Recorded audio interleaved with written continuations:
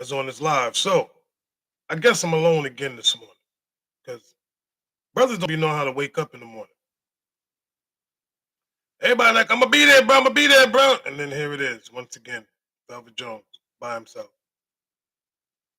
I'm about to cut them off. No, I'm not. So anyway, as always, I gotta do me because you know what I'm saying, Nudgy? Like, ain't never on point. Never. Good morning from South Carolina. Welcome in. Listen, welcome in, everybody. Thank y'all for joining me. I'm trying to get my boys. I don't know where they at. See, I know I give 757 is the only one that get a pass. Cause I know he's under the weather. Prayers, shout outs, and prayers go to my brother 75. I would give 4 the pass because he has some stuff to do last. Well, you know what? See, now I got to give all of them a pass. How fair is that? Do I get passes? No. Am I always on point? Yep. See, and I just called him out. I just gave my brother a pass, and look who pulls up first. See, always the first one to dinner, always the first one to the table. Welcome in, welcome in, bro. All I'm gonna say is this: I couldn't even think about. I couldn't think on nothing last night about what we're about to tackle this morning.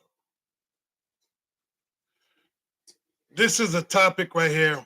I'm just gonna say this. This question today for us men is, I don't know. I don't even know how to put it. Good morning, welcome in, everybody. Thank you for joining. Are you ready to tackle this thing, bro? I don't know, man. It's not easy. I'm telling, this is not one of the easiest things. And I'm glad that, you know, that the fellas have wanted to talk about this. So I appreciate it. Thank you. Grab your daily heartbeats, y'all. Y'all, this is the heartbeat of the live, tapping the screen, grabbing your heartbeats and just interjecting with one another. Good morning, Rain. Good morning, Lo. Welcome in, ladies. Thank you for joining as well. Whew. All right. You know what? Let's just jump in. Let's just get it. We ain't got time. The brothers will pull up. Okay. Today's question. Oh, I'm a little nervous about talking about this, bro. But you know what? Let's do it. Today's question. What are some things black men don't say out loud, but should?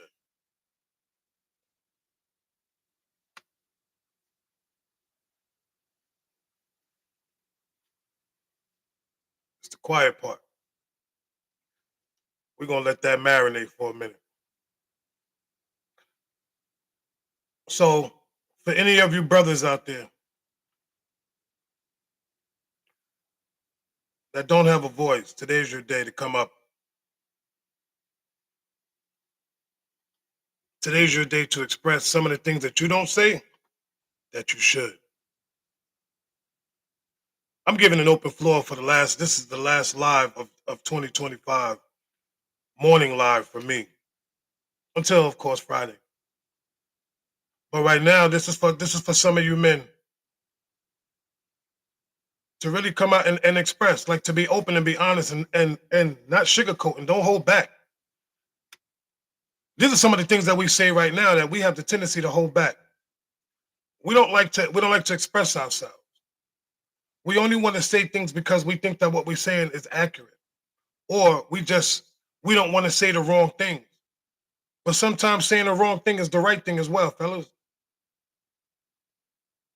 Let's just be real. Sometimes saying the wrong thing can actually be right. But we have the tendency that we want to spare feelings without realizing that sometimes, just sometimes, we got to come with the hard truths. I'm gonna take a different perspective on it.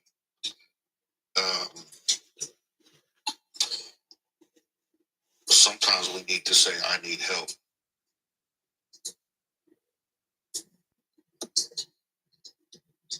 That's something that a lot of brothers don't say that they need to say. I need help. Correct.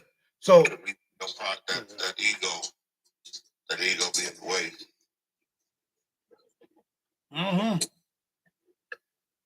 All the time. So I seen Nudgy ask what was the question this morning. So the question this morning, Nudgy, what are some things black men don't say out loud but should? I see you, little brother. I see you, little bro. Party in a party without 757 in the building.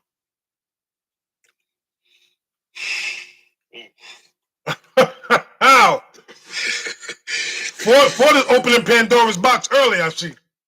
Yeah, man. Man, see, I'm about to stone my words. What are some things black men don't say out loud but should? Man, give me a second, bro. Give me a second. No, he said it right. Some things that black men should be saying out loud that they should, like you said, that I'm scared, I'm afraid, I don't know how. How can I do this? And the most important thing is ask for help. A lot of us black men don't like to ask for help. We have too much pride. Way too much pride. Way too much pride. Sometimes, and when I say help, even asking our woman for help, because we don't want to seem as weak. We don't want to seem vulnerable. We don't want to seem as though we can't handle a situation. But if it's something that we can't handle, why don't we just go to our woman? If that's the person that we with, right? She's supposed to be a helper. She's supposed to be there to help us. Sometimes we just think that, we don't want to feel like we're taking advantage of somebody or being taken advantage of. But isn't that a form of failure as a man? I'm just asking. Yeah. I would say I agree with that 100%, bro. I agree with that 100%, bro. I would say the other thing that we probably won't say out loud is we want y'all to need us. We do. We want y'all to need us. We need y'all. Like that we rarely hear us say we don't need y'all. It's for we need each other for different reasons. So yeah, we want to be needed. We want to feel like it's a part of your life that we can help complete the same way y'all do for us. So when we hear y'all say y'all don't need us, it does. It strikes us as part of our purpose being stripped away from us. You know what? I'm glad you said that, because when some men hear women say that they don't need us, we never ask them why you don't need me. We never ask them. A lot of men don't be like, well, why you don't need me? They just be like, okay, you don't have to have, like, you try to give the same energy that they're giving to you. Like, I don't understand that. Man, like I said, I guess that's all. That's real though. Maybe that's our pride. That's a defense mechanism. And like you said, we was raised. I guess we don't. A lot of us, like you said, we don't know how to say it. That's something else we probably don't say. We don't know how to say that we want y'all to need us, because we done heard it so many times.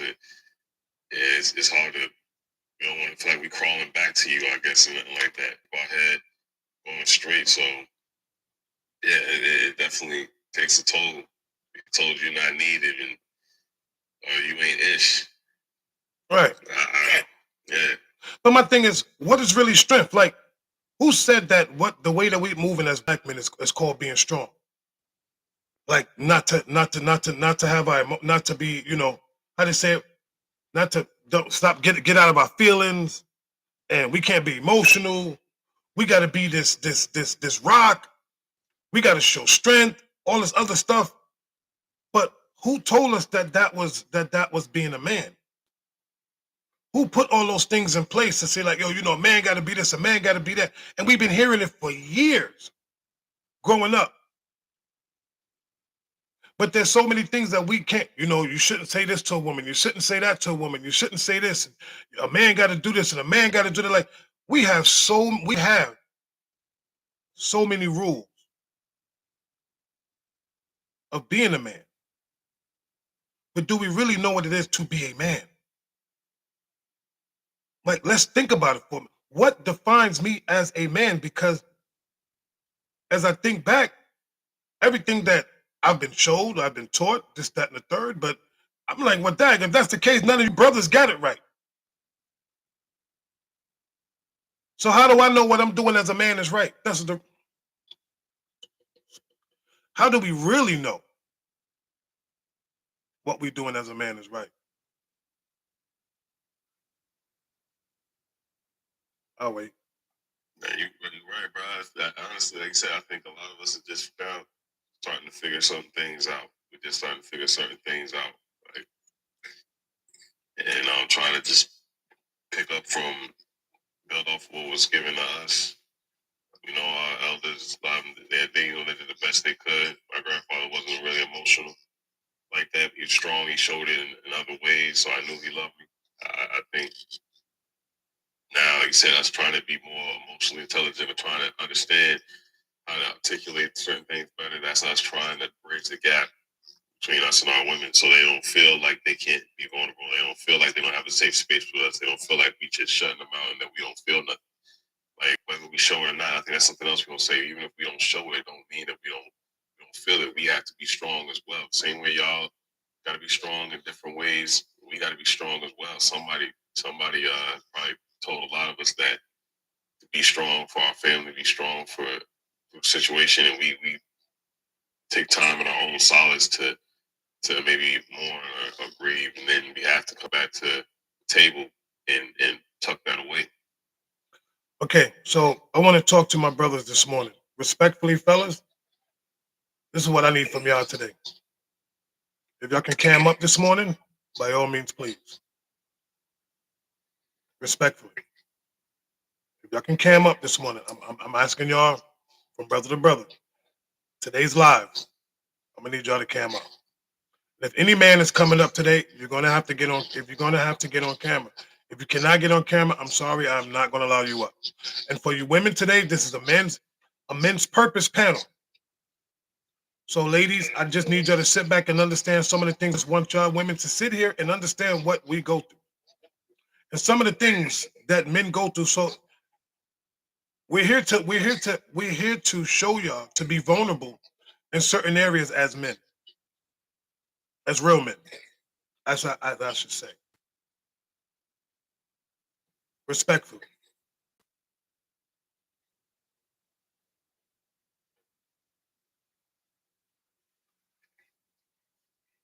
Okay. Back to the matters at hand, gentlemen.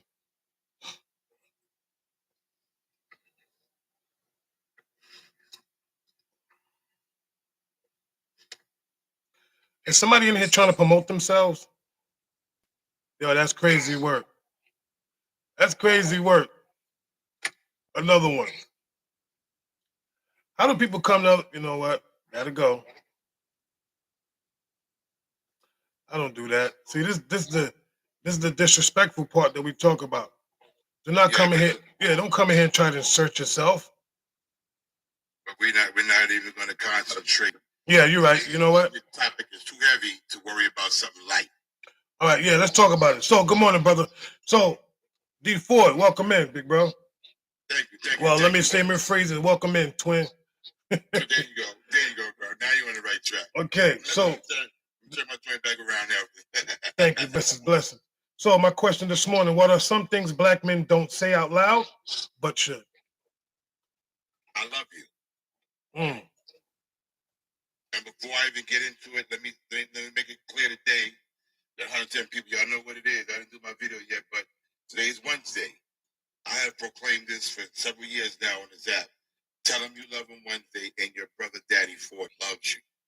And the reason why I do that is because that's a very missing component in our lives as people, much less black men. You see, sometimes when you really think about the questions of why are we so hard, why are we so rigid, why won't you allow us to let you land, is because there are certain components that we weren't given, especially depending on the time in which you were raised. We weren't given those components. Not all of us. And then when you transfer that into when you start growing up and start smelling yourself, you become harder. Like wet clay starts wet and then it hardens. And then if you are fortunate enough to get to a point in life where you start to see like, yo, it's okay to say, I love you. Let's hope it's never too late. But when you get to that point, so many years have passed. So then you have to relearn. I can't even say relearn because you never really learned it. You have to now learn how to be something that you wasn't. And you have to learn that it's okay to be something that was a taboo to be because you was considered soft. You was considered a chump. You was considered that word that, I'm not going to use it, a three-letter word, back in the day, starts with a G and it ends with an A. Mm-hmm. And nobody wanted to be associated with that. So you had to do so much to make sure that everybody around you knew that you wasn't. So for me, it's, I love you. Because when you start breaking those emotional words down, then that's like the landing gear. The plane is about to land now. It's safe to land. When that landing comes down, so when you get to the point of you can say somebody, especially men on men, I love you because you carry a lot, then you're really on your way.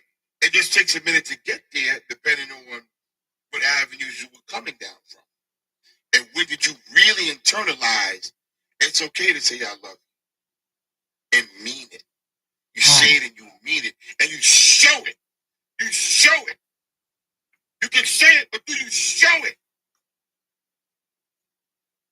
That's the most important part. So for me, it's definitely, I love you. That's what's missing from the actions and the vocabulary.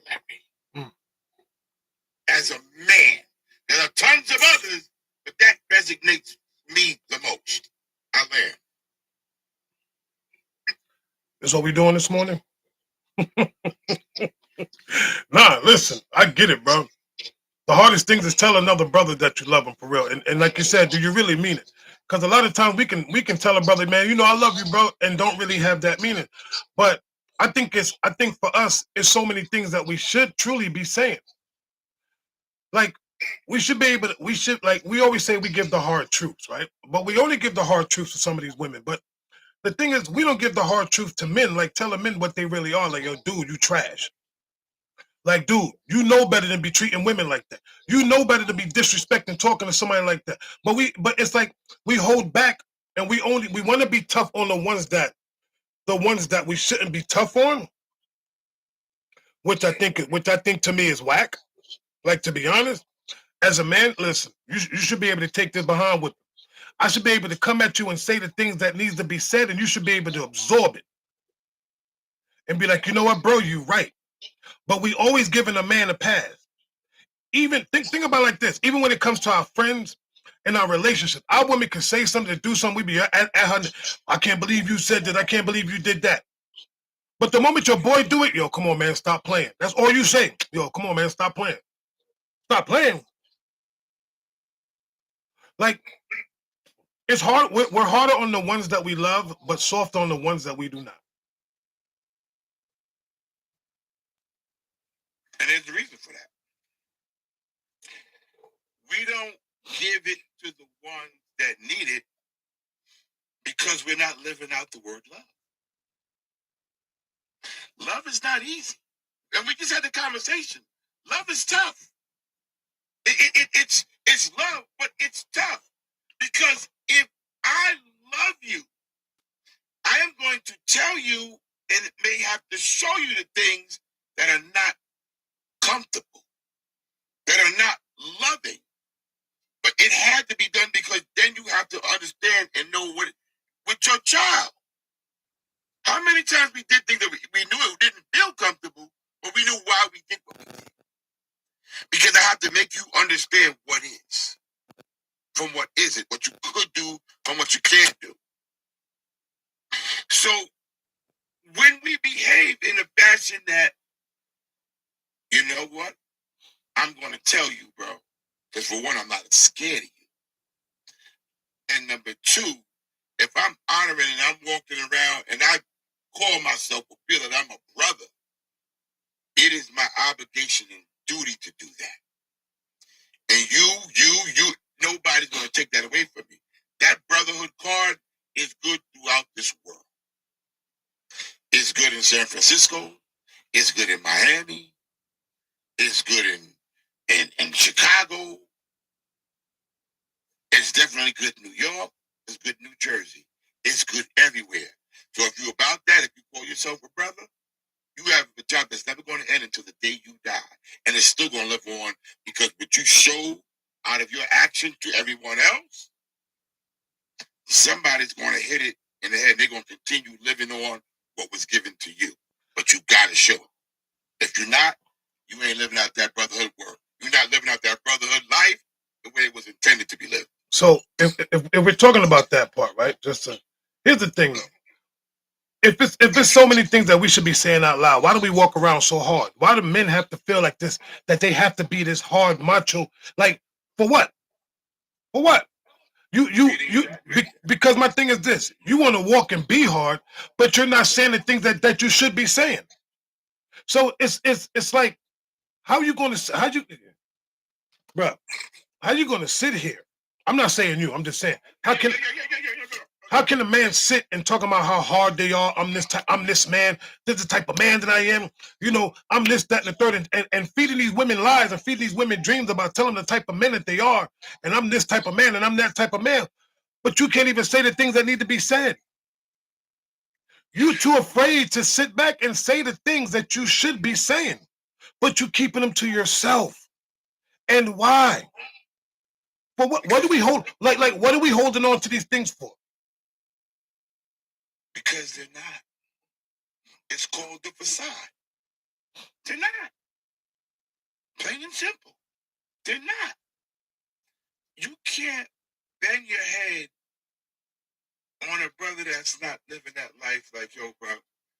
I mean, I'm not your daddy, but as a man, yo, bro, yo, like, come on, chill with that, B. Like, you know, I mean, you ain't got. It don't have to get to a level where you got to put hands on a brother. But let's be for real. Yeah, but that wasn't cool what you just did. That really wasn't cool. Come on, don't do that, bro. Don't do that. But then don't be over here doing this and saying that. Just don't do that, because you have to realize something. The same song is being played around this country and around the world. We all dancing to the same music. So don't think that there's a tune being played in the Bronx or in the South Bronx and it ain't being played in the North Bronx. Don't think a tune is being played in New York, but it ain't being played over the George Washington Bridge in New Jersey. It's the same tune. We dancing to the same tune. Not approaching a man, from a man to a man, and being like, yo, bro, come on. Again, you don't have to put yourself in a position to where you know what I'm saying, like, it's going to go to hands and blows. That, to me, the second I put my hands up, that means that there's no other alternative, number one. And I try my best never to go that length because you can't turn that back off. You know, if I hit you, I can't take that back. So as a man, I like to consider myself intelligent. So I would do everything to avoid confrontation. That's going to get to the level of that, because when you get to that level, again, you can't turn it back. So your approach, as into telling a brother, yo, bro, and even in my profession, I deal with it all the time. I'll give you a quick example. I don't want to monologue, but this is very important. Guy gets on my bus, right? So we share, this is the bus stop. It shares the local and express. So the local bus goes to the front of the bus stop. The express bus goes to the back of the bus stop. This dude is at the front, and the sign says the bus at the number right there. So every day he stands right at the bus, he's the front part. I stop in the back. And I tried to tell him. So he came like, yo, my man, you're not bringing up the bus up. I said, no. We as express bus drivers, we stop in the back. So this way the buses don't get, whatever.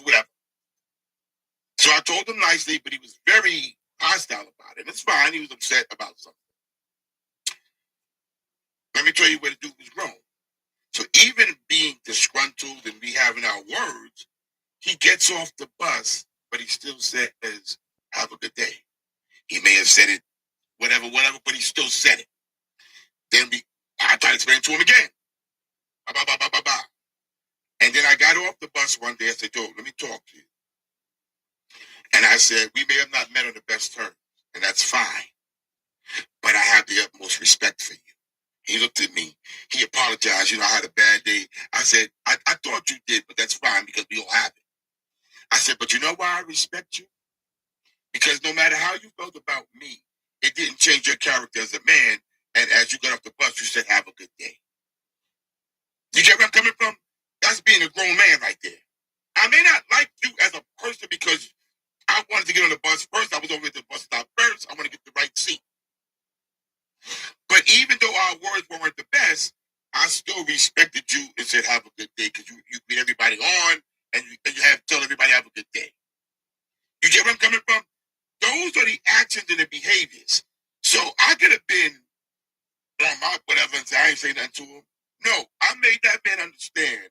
He still stood up on his 10 toes and behaved like a mature adult, even in despair. Even though I wasn't the best person at that time, you still respected yourself. That goes to show you integrity. And these are the things that if we don't pray, these are the things that you have to call out when it happens. So now you remember, oh, that buzz guy, he told me, you get where I'm coming from? And don't feel like because the words weren't good, that I'm not going to say nothing to you. I'm not going to say nothing to him because he did. Nah, man, that's an ego. Leave that alone.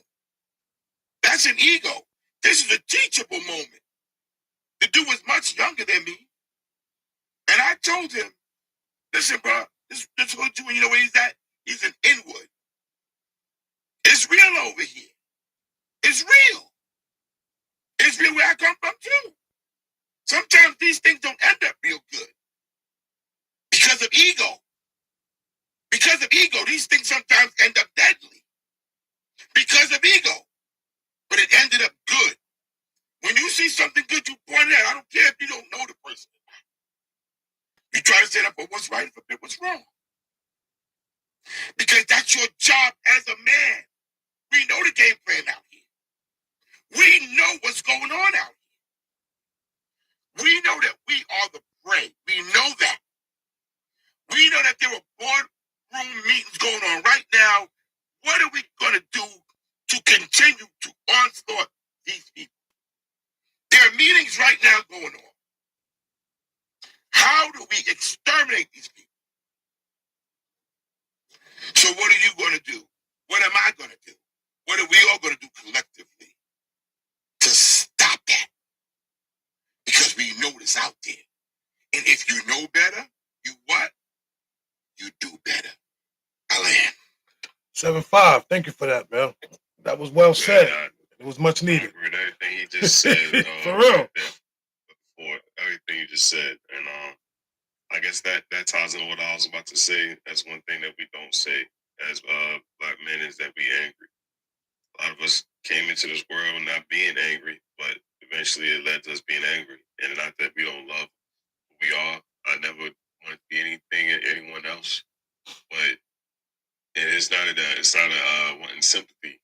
I don't want sympathy. I want stripes, but it doesn't mean that we don't still feel the brunt of certain things.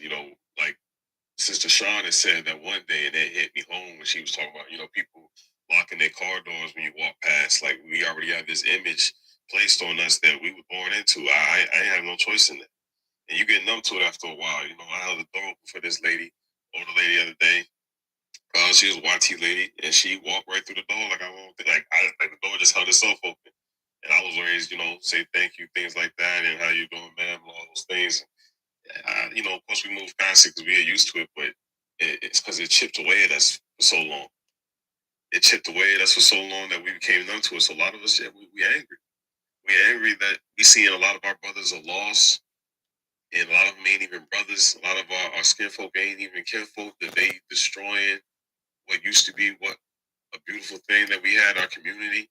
That a lot of our sisters look at us as we enemies, that we are like, we we're being targeted. They're being targeted. We want to help them, but they don't want our help. They think we are monsters or something like that.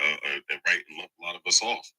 A lot of us in the same box. So a lot of us, we don't say it, but we angry. We angry at the situation that we've been placed in, and we're trying to find a balance between having righteous anger and showing compassion and showing love and not letting it consume us.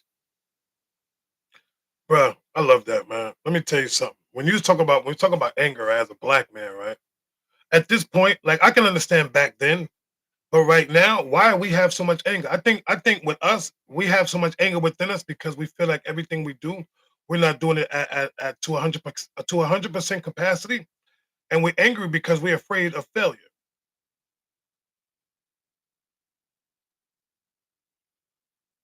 These are some things I said I'm thinking. I'm not saying it's 100% accurate, but when it comes to black men, yes, a lot of us are angry for no apparent reason whatsoever.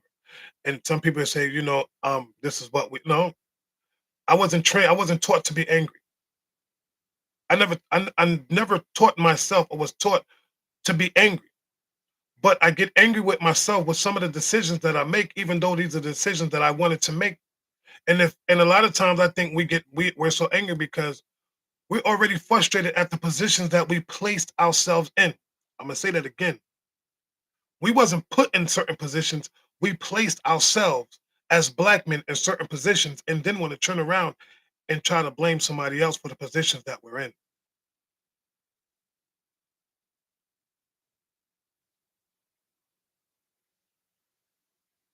I yield the mic. Yeah, I think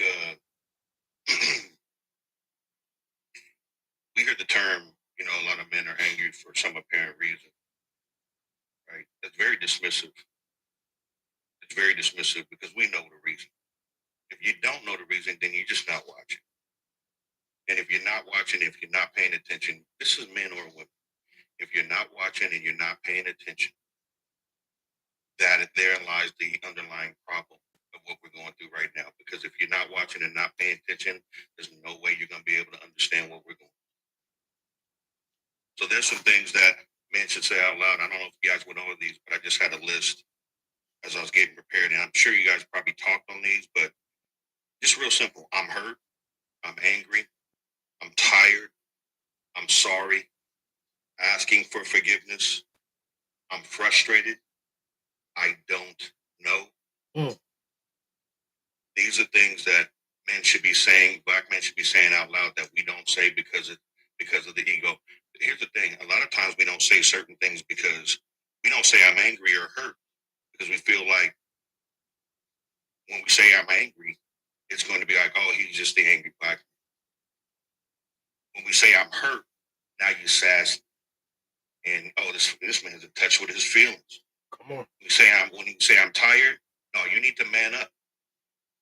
You need to man up. When you say I'm sorry, oh, he's sassy again. And I don't even really care. And most times our sorries aren't even met with reception. But you know what I'm saying? Asking for forgiveness, which is different than saying I'm sorry.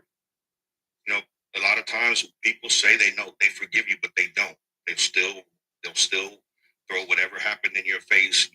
Weeks, years down the line. I'm frustrated.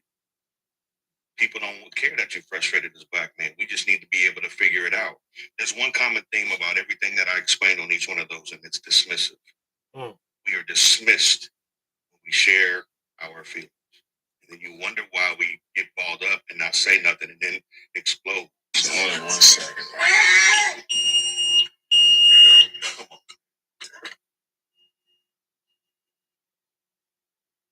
Yeah, Background noise. yeah. And then you wonder why we get so frustrated and next thing you know, we getting depressed. We withdraw and within we start doing things that are self-destructive, drinking, smoking, drugs, eating, which in my opinion is just like a drug, right? We start doing those things and we start feeding our bodies with things that are destroying our bodies because nobody else care. Why do I care? Which is why it's so important for us as black men to be able to seek some therapy so we can talk through some of these things. But even with that, you can be the strongest black man in the world and confident in yourself. If you still got to continue to go back out into the things that I just named, it's going to be hard for you to keep that armor up, which is why it's important to have places like this where men can convene and talk to each other in good brotherhoods, because we can go far together, but by ourselves, man, that is a we can get somewhere fast, but we ain't going far. And it's gonna be, when we try to go far, it's gonna be that's a tough road. I'll end there. Nah, brother, you hit on every aspect of that word. Real talk. Every aspect of that word. Of just us not being able to say certain things. And you are right with everything that you have touched on, bro. Like, it's crazy when we actually sit back and think about it, like all these things that we should be saying that we don't, because like 757 said, every word that you have spoken has been weaponized against us. Has been weaponized against us from our families, from our wives, from our children, from the people that we work with. This, that, weaponized. It's like to the point where we actually are walking on eggshells. We can't truly express ourselves because as a man, which I think is crazy, which I think to me is whack.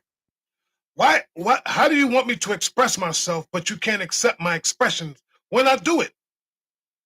Like, you ask for something, I give it to you, and it's unacceptable. And it comes with a price. It comes with a price, with the way that the things that we say. And the price is our egos, how we feel, how we move. It's almost like saying we have to be careful with some of the things that we say. Just because I don't want to say the wrong thing, because I don't want nobody thinking that I'm this.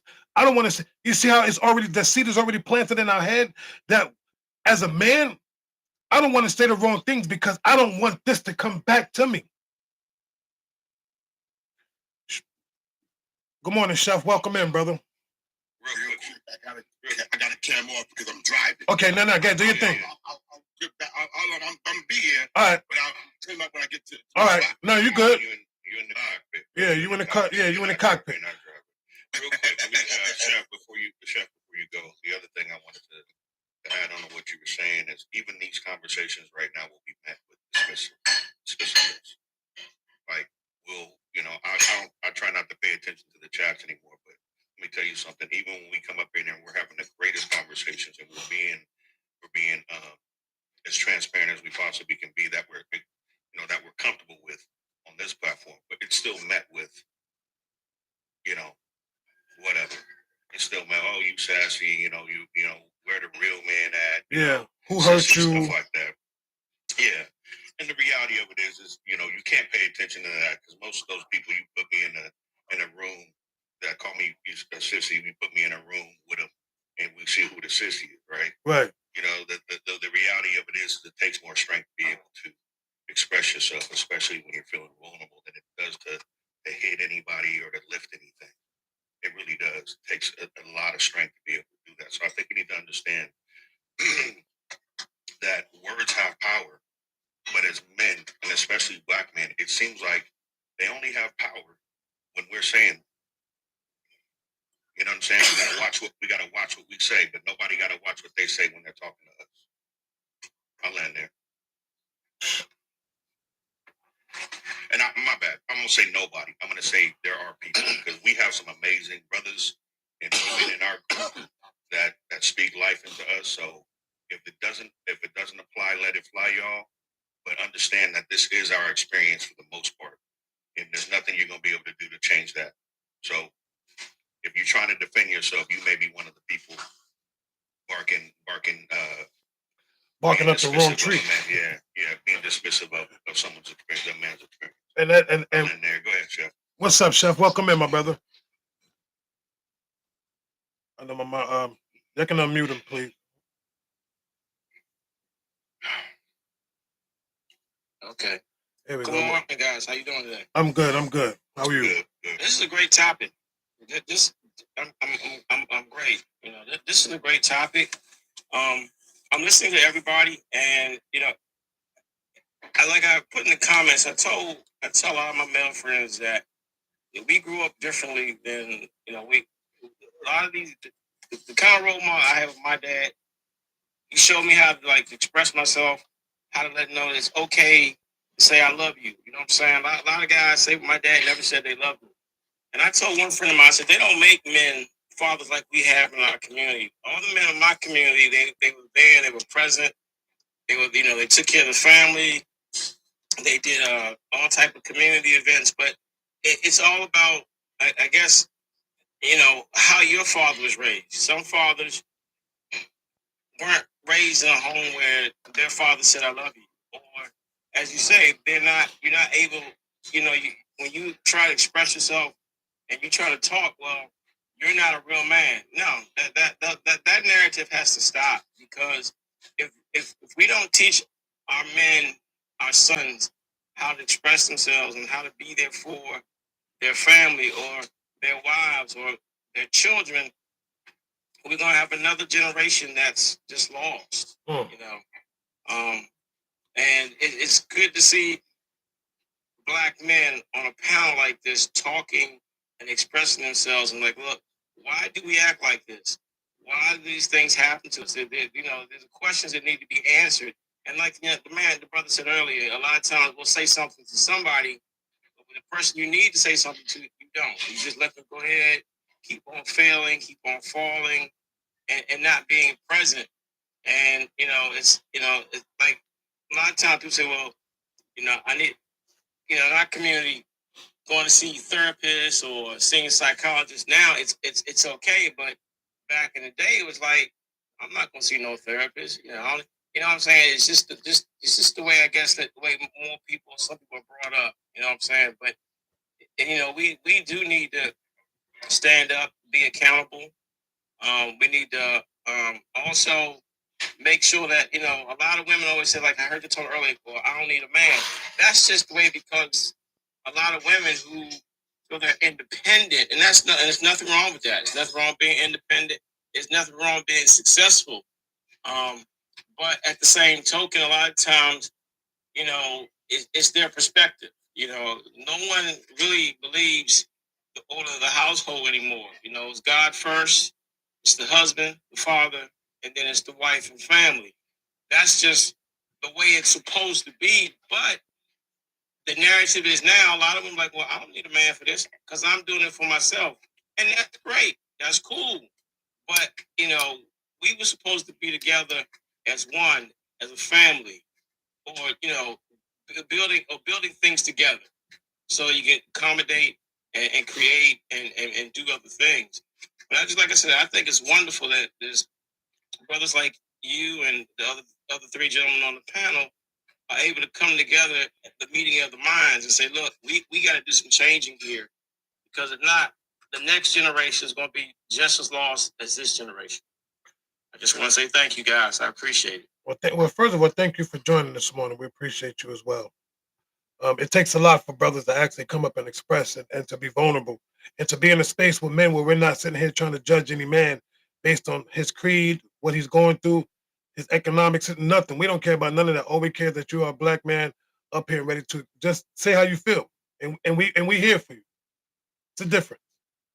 Not about making fun of each other. It's not about none. It's about, look, there's a place where you can pour in. It's a safe space for us men to say the things that need to be said, bottom line. 7-5, what's up, brother? I ain't gonna say too much, but I was just thinking about when Chief was speaking, some of the things he was saying, and I guess the last thing I probably run my one thing I think we don't say, based off a lot of our experiences, our fathers leaving us. My father left when I was 6. At least you thinking like, why he don't want us, like to feel like you did something wrong. I think that maybe that's not everybody's thought process when something like that happens. That's what I thought. I remember I got in trouble in school or something like that, in elementary school. And then not long after that, he left. As a kid, you don't know no better. So I'm thinking, why he don't want us? Is it something that I did? Everything else like that. And then that, we don't hear from that for a long time. You watching the other kids that do have their fathers are teaching them how to work on their jump shot. You teaching yourself, and it's not wanting sympathy, it's wanting understanding. It's not wanting somebody to pity you. It's like, I want you to understand how I got here and how I got to be in this place and how long it took me to pull myself out of this hole and why. Not taking it out on the world, but taking it out on yourself. I don't think everybody ever looks at it. Not say everybody, but a lot of people look at it like that. They just assume you like Ford said, and I agree 100%. We dismiss it and we just use it as a weapon. Like, oh, are you angry? Like, well, do you understand why I'm angry? I don't have a reason to be angry. I don't have a reason to be frustrated, to be tired, to feel, to be hurt, to feel away. Like, next time a woman says, who hurt you? I'm going to say you. You hurt me when you use it against me. You hurt me when you didn't give me an opportunity to be hurt, to be human, to be vulnerable, to take my armor off. You did that to my brother. You did that to other men that needed it. That they needed the safe space. They needed somebody to listen to them. They needed somebody, a shoulder for one moment. We already know the unalive rate for men is going up. A lot of men are checking out. They turning their lights off and they not thinking, they not looking back. My cousin did this a few years ago. I was a pallbearer at his funeral. I still miss him to this day. It's like I think about that all the time. All of us are going through something. Like you said, a lot of us is, like you said, we're taught to you just kind of help it out, be a man. Be a man. But a lot of us are wondering why you don't want. Why you don't understand it. You know what, bro? Yo, you said something that was amazing right now. And people probably didn't even catch it. When you said, if a woman asks me, who hurt you? I'm going to say me. And that's powerful because those are things that are not being said by men that we should be saying out loud, but we saying it in our head. Think about how many times, hold on, brother. How many times have we gone through little arguments or had little disagreements, but we said so much stuff in our head that we never said it out loud because why? We was afraid to do what? I don't want her to feel some kind of way. I don't want this conversation to go any further than what it should. I don't want to turn this into an argument. But in our minds, we are playing it out like this, that, and the third. And you know what the sad part is? When if a man was to tell a woman that, you know what she would say? Her feedback will more likely be, "Well, you hurt me first, or I didn't know I hurt you." See, the one thing I will say about a woman gonna say what needs to, when she said, I don't care. She gonna say it. But us men, we don't. It's like we have to validate feelings. My thing is this, fellas, I'm gonna be honest. When you mess up, when you wrong, so what? Just be wrong and say that you're wrong. Don't sit back and hold it in. Dang, I was wrong. See, we always say things to ourselves. I'm gonna say something and tell me if I'm right or wrong, gentlemen. We have so many internal battles with our own selves. With our own selves on a regular basis. Absolutely. That's the seat that we sit in. Why always having to be right and trying to learn back that we don't have to be. You're absolutely right. We all go through that because we've been forced for a long period of time that sitting in this seat, you have to always be right. Yo, my heart is going out. I'm sorry to all these men. Brothers, I see y'all. I see y'all. I see y'all, man. Yo, I see y'all. Damn, y'all making me cry right now, yo. That's crazy work, man. And I ain't a crying, but guess what? I don't care. I'm in my feelings right now. Men, my brothers. We wish you, bro. We wish you. We wish you, man. I see y'all right now, man. I'm looking at, I don't read comments, but I'm seeing these chats. And all I see is these brothers. So y'all feel, come on, man. I mean, you being real right now. You are showing how to be a real man because you appear being emotional and you're not afraid to show it. And you don't have to be apologetic about it. This is just being real. You being appreciative of what we're saying and how it makes you feel. And it gives you a feeling of something that you might not never see sometime, or you might not never hear. So it's like I said, we're doing something that we don't even see in our community. We don't even see it in our churches. Everybody will say, well, you need to go to church and you need to do this. But even in the church, a lot of times pastors don't say you need to say I love you more.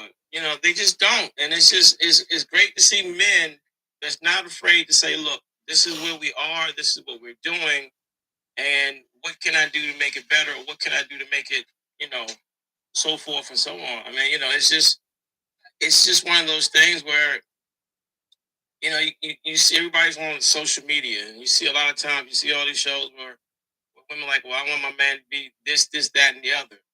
But what about the stuff what about not all the superficial things? What about the emotional?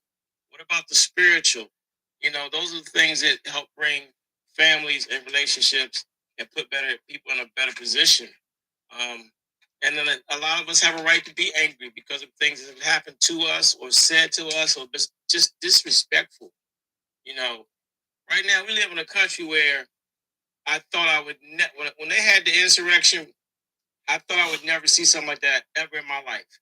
Now it seems like everything that our ancestors, our parents fought for, it seems like things are being taken back, and then like there's really nobody speaking out. It's if we don't say something or do something, then history will repeat itself.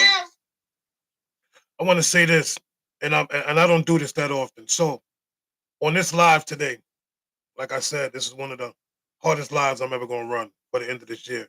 If there's any black men that would love to come up and express themselves, have anything they want to share to this live, by all means, I have extra boxes. You're more than welcome to come up.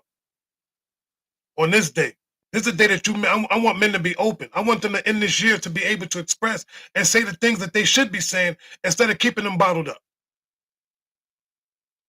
Let it go. Let it go. We shouldn't be holding on to so much stuff. Why are we holding on to so many things? It is eating us alive.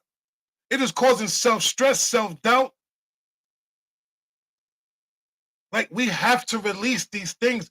We can't continuously keep going as black men every single year, going into the next year with the same nonsense. That we say that we trying to, I'm letting this go. This is my resolution. But you can't, your resolution ain't even being recognized by your own self because you're still bringing last year into the new year. We're afraid to even say certain things to our children, to our bosses, to our wives, to our friends, to our families, but we say it to ourselves. And we keep crushing ourselves and keep trying to, like, who do we have to prove? We don't have to prove nothing to nobody, but only to me. I have to prove everything to me. I don't got to prove nothing to my wife. I ain't got to prove nothing to my kids. I ain't got to prove a damn thing to my family. But we feel like we have to. We put ourselves, we are climbing up an endless rope. There is no end game to what we're doing but death. And when you pass, guess what they're going to do? They're going to say a little bit about you, but guess what? They're going to keep going on about their business. You did what you did. Thank you. Man. Hey, how you doing, fellas? I'm good, my brother. Welcome in. Hey, man, I've been trying to get on this live, man, but I can't do it. Man, I just gotta say, I gotta respect you, brothers, man. I love this live. Hey, man, but I had to say, hey, man, black people are frustrated. No, we talking about men. We talking about hold on, brother. We don't talk about men. Black men are frustrated and angry because we have to fight so hard in society. Everything just build up against us. So as you growing up as a child and you growing up and you go through the things that you go through and you see and then you come into the knowledge and you just see so much built against you. Hard as you work, you know what I'm saying? And that anger, that's that anger right there. And then the more knowledge you get, it makes you angry because no matter how hard you work, and then they weaponize everything against you. They weaponize our women. Hey, they weaponize people coming from other countries. In order to be led into this country, you got to be weaponized. Hey, make sure you keep the niggas down. You know what I'm saying? And then you weaponize our women against us. Hold on, brother. Hold on. Waking up. Hold on. Let me say this real quick. No disrespect, but we weaponize our own women against us. Let's call a spade a spade. Yeah. I'm not gonna sit here and blame society. I'm not gonna blame nobody. We as men, we're gonna hold ourselves accountable. But guess what? At the end of this year, we're gonna hold ourselves accountable for all the BS that we do. Let's keep it a buck. We weaponize our own women against us by some of the things that we say, for the way that we mistreat them. Let's call a spade, and then we want to get mad at them for the way that they act on us. But if we supposed to be the men, and we supposed to be leaders, and we supposed to show them, we supposed to be trying to correct some of their faults, but we can't even correct our own, and then we want to get mad at them and want to mistreat them and call them this, that, and the third. Think about it like this. You know when I say we mistreat our women? Listen to some of the music that's being played. Listen to how these young boys be talking about and singing about women. Listen to how they be treating them. Listen, come on, let's talk about it. Yeah, let's talk about it. Yeah, you got a point, and I don't disagree with you. But there's a lot of stuff weaponized against us, along with our ignorance. You know what I'm saying, and the damage we done, and to unravel the damage that we done because of our ignorance at one time. You know what I mean? So I expect, you know what I'm saying? It ain't right, but I understand where some of the anger comes from. You know? Right. No, I respect that, brother. I ain't mean to cut you off. And my apologies for cutting you off, brother. Nah, you good, brother. You good, man. It's just, yeah, man. You know what I'm saying? And I feel you, brothers, because, you know what I'm saying? But, I'm 55, so, I control my anger now. But doesn't mean I'm not angry. When I see shit, and I hear shit, and I don't, only one thing. No disrespect. I don't do profanity on my live, brother. All right. When I see stuff and I hear stuff, and I just be like, man, you know what I'm saying? It's just that I have more control over my emotions now. You know what I'm saying? But yeah, I can see, I understand why we angry. Some of us have fault, some of us not. Listen, I'm gonna say this. Look at baby boy. A lot of us make ourselves angry. We put ourselves in positions that we shouldn't be put. That we shouldn't be. We put ourselves in positions that we shouldn't put ourselves in, and then want to get mad at the position that we're in, and then want to turn around and blame somebody else for things that don't work in our favor because, hey, I thought this was no. Sometimes there are places that we should be, and there are places that we shouldn't be. We shouldn't be everywhere. We can be, but we shouldn't, and we need to learn how to balance ourselves out and learn how to have balance within ourselves, number one, and balance of the home. Because everything starts from us the moment we walk out the door to the moment we come into the door. From the moment we wake up to the time that we go to sleep. We wake up in the morning, we got to make sure the family's up.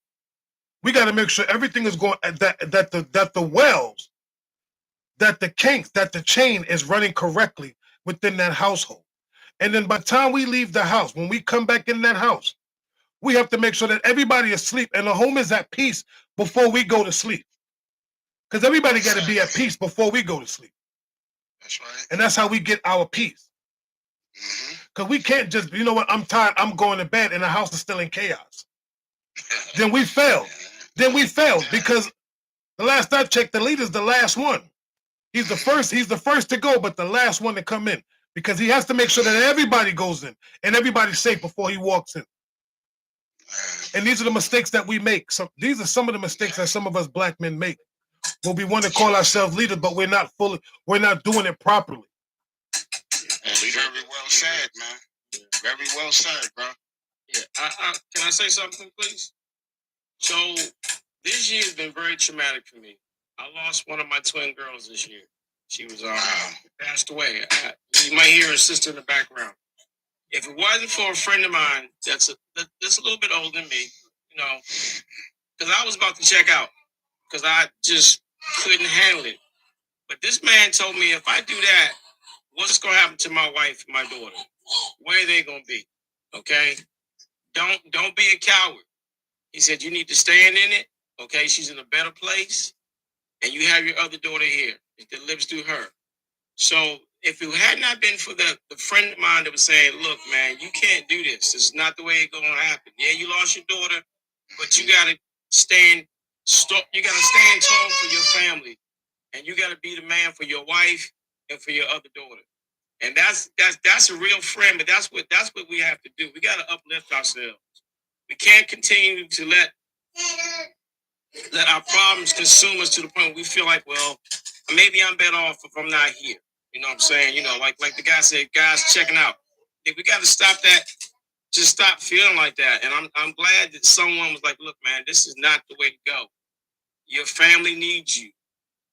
you know, and people love you, and know that people love on you, and they love you for who you are, and they will help you get through this. So that's why I was just, it's like I said, I think this is great. I think this is wonderful. I'm so glad that somehow I was able to see the feed, you know what I'm saying? But this is just something that we just need to do in general. We just need to feel better about ourselves as black men and not worry about the stigmatism, not worry about the generational curses, because those curses have to be broken. So we can all move forward and help ourselves, our family, and our community. And that's all I have to say, guys. I appreciate it so much. This is great. Have a happy new year in 2026. Peace and blessings, guys. You too, good brother. Blessings to you, my brother, man. My condolences to you and your family. Real talk. Thank you. I appreciate that. Brother Ford, you got something you want to share? Then I'm gonna go welcome in Leo Richards as that as well. I forgot my thought, bro. Go ahead, y'all. Y'all keep going. Welcome in, Leo. What's up, little bro? My brothers, how y'all doing, man? Salute. Salute to you as well, man. Yeah, well, you already know I'm in a spaceship right now, man. So, All y'all flying. It's all right. As long as you land properly, that's all that matters. yes, sir. This is what I will say, man. I appreciate you, man, and I appreciate the vulnerability. I appreciate the wisdom. I appreciate you guys being solid. And this is what I want to jump on here and share. I myself, just like any other brother on here, have to navigate life just like anybody else. And the only thing that really kept me solid was the brothers around me, man. You guys accepting me on this social media platform as your little brother. But guess what? As grown men, I'll be 45. Guess what? I don't take offense when a man calls me little bro. Actually, I take that as an honor because Mr. Ford up top and so many other brothers, we all have expressed that after a certain age, mostly around college age, most men don't welcome in new connections. They don't welcome in new brotherhoods and new friends and so on and so forth. So to have the support on this app with brothers like yourself is amazing. Now, I will say this. I heard you guys talking about therapy. Heard you guys talking about church and pulpit. There are brothers that I'm connected with that hold me accountable. We hold each other accountable. And I just had conversations with them this week, and I want to piggyback off of what Velvet was saying about being wrong and not having to be right. I just verbally requested to some brothers, hey, this is something God just showed me about me in this season. I need you to hold me accountable. This is my goals. This is what I'm working on. And this is where I need you to hold me accountable if you don't see me progressing in this area. I don't necessarily have to shine out right with anything wrong or negative. But if I'm trying to grow, if I'm trying to better myself, I'm asking you to hold me accountable. You know what I'm saying? Because me and Velvet, along with some other brothers, we talked about holding people accountable, whatever. This me saying that. You can't hold somebody accountable that won't give you that option to. All right. So what I'm saying is what my brother, big brother Velvet was saying earlier about not having to be right. I'm telling you, brothers, that was the one thing that I committed to. Is not being a know-it-all, not trying to have all the answers, and allow myself to lean on other individuals in this season to help me in areas that I'm weak in. And that's one thing that we as brothers have to do. We're not strong in all areas. We're not skilled in all areas. And when we do come across other brothers that are more skilled, it's not a competition. It's not a me bigger than you type of thing. I have zero jealousy or envy of any brother I've ever come across on this app with. And so I want to commend Devin Ford, Mr. Ford Sr. You know, my brother's on here, man. I just want to let you know I love you, man. Ain't nothing you can do about it, as Brother Maurice Ball would say. You know what I'm saying? And that's one thing that we got to get comfortable with. Like, I don't know the brother that said, I think Chef said it, that we have to get comfortable with men, sharing affection and love with each other without feeling feminine about it. And I'll land there, man. I just wanted to get up here and give you guys your flowers and salutes and boxing gloves. As earn sharp as earn. And with that comes friction. So when the friction comes, they don't mean push each other away. Love on each other even more and grow together. That's the only way we're going to grow better for ourselves, for our wives, for our kids, for our community. Is allowing another brother to help us in areas we suck in. I'm laying there. Thank you, Leo. We appreciate you, man. My man. Yes, sir. Always good. Always good. Yes. Always some good energy. Definitely Hey, does. everybody, do us a quick favor. If you're not talking, please mute. Yeah. Please mute. Obviously, me and Velvet are me and Velvet right now are trying our best to make sure we can get through this as much as possible. I want everybody to be able to talk, and so I got a saying, and this isn't a knock on anybody because I can get along with it as well. Let's try our best to be brief, be bright, be gone. So think about what we're going to say. Let's get to our point because everybody got really good stuff to say, man. I want to hear what everyone has to say. Yeah. I don't want it to drag on so long. But we appreciate y'all showing up. Definitely do. So I got Daddy Ford. Ooh, man. Brother Ford, I know you wanted to say something. And then I'm going to go to Jay. Come on, D. Yeah, I know. Now I'm gonna get the Texas size virgin piccolata on you now too. Oh my God, this guy here. You know what it is, and I mean, real powerful. It may seem like a lot, and for some of us it is because, again, having to learn things as we get older isn't the easiest thing to do. But trust me when I tell you, everybody, when you walk with your stride of knowing that you don't know everything, and it's okay to be vulnerable. If you haven't found the woman yet to be vulnerable to, one thing you going to be held accountable is there are men that you can be vulnerable to. There's brothers around you that you could be vulnerable to, and you know that. And start from there. If you haven't found that woman, that's okay. You know, before you give up all your goodies, you got to make sure that you found the right person to get them all the goodies on all levels. But if you need vulnerability, you know the brothers, you know where they're at, you know where we're at. And we're there for a reason, and we understand the assignment. So let it be known, brothers, there's no reason that you should be walking around here trying to fight this game of life by yourself. It wasn't designed to do that. Life wasn't designed for you to do everything on your own. Stretch and lean on your brothers as much as you can, because that's a crutch that you're going to need no matter how much money you have, no matter what you got in your account. That won't mean nothing if you need your brother next to you. I land. You know what, though? I want to say something real quick. Then I'm going to go to Jay. Then I'm going to go to Eternal Salvation. The thing when it comes to us about men, which is very, a lot of brothers can, hopefully y'all can agree with what I'm about to say. The reason why we don't say a lot of stuff that should be said is because some people will use it as a weapon against us. Some of the things that we may say, and I know it has been said, but you got to think about it. Sometimes we can turn to a brother and say something to that man, and that man will use it against us just to please a woman, just to please someone else, to feed someone else's ego, to feed someone else's narrative. They're taking what we saying. And if I'm a man and I'm trusting you with some of the things that I'm telling you, but you turn around and use that against me to go talk just to please a woman, that's a problem to me. That trust part. The hardest thing for us men, one of the hardest things to do is to be able to trust another man. I can easily say, yo, I trust you, but do you really trust him? Or as men, are we just like, you know what? I'm gonna tell this dude this because you're the only person that knows this. But if I hear it from somebody else's lips, I know who said it. And this is the reason why we hold so much stuff back. Well, we can't be like, you know what, I can't tell. And men, we say it, let's be real. Man, I can't tell them, I ain't telling them everything. I'm gonna tell them what they need to know. That's how we move. We on a need to know basis. I'm gonna tell you what you need to know. Because if I pour too much into you, guess what's gonna happen? It's gonna bite me in the behind, and I don't want that. Because now I gotta look at you a certain type of way as a man. Crazy work. But this is the world that we live in as men. And it's sad.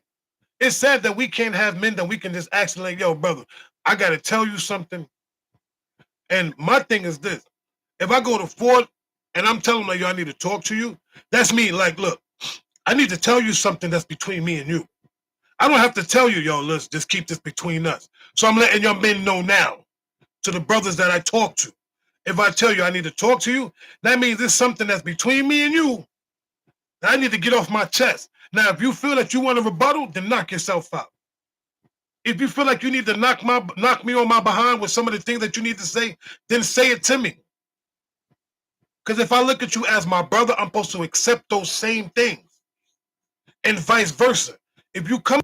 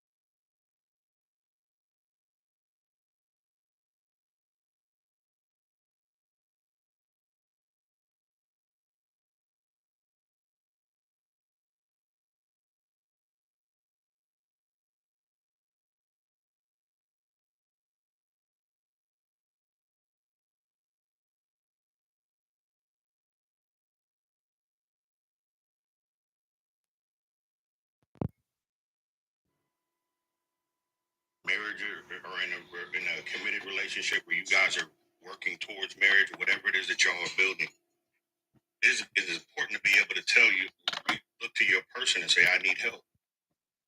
We don't always have it figured out. And then another thing is, we don't say we don't feel seen. To what you were saying, brother, like we don't, just like you said, it doesn't seem like anybody cares. We don't feel seen. I don't feel seen. I don't feel heard. Because when I do share how I'm feeling, it's dismissed as what for many different reasons, right? So how do we become? Listen, the person you choose to do life with is just as important as, if not more important, than the brotherhood that you want to surround yourself with, right? The brotherhood is the support system that you should be able to go to that's going to hold you accountable. And you built with strong enough relationships with them so they know who you are, so they can direct you. Because sometimes when emotion comes in, we have a hard time seeing clearly.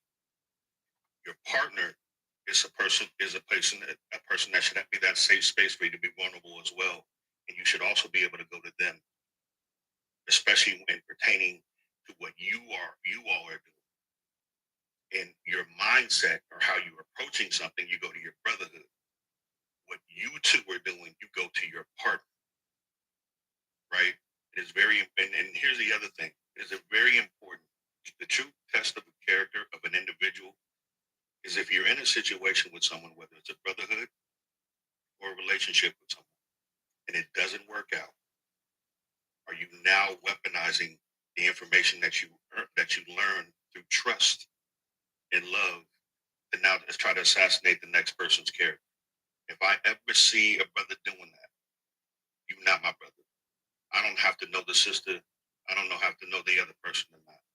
There's three sides to every story. And at the end of the day, when things are done, none of them need to be spoken about.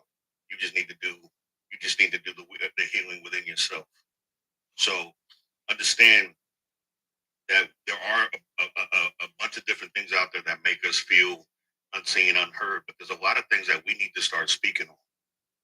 And don't worry about if it sounds sassy.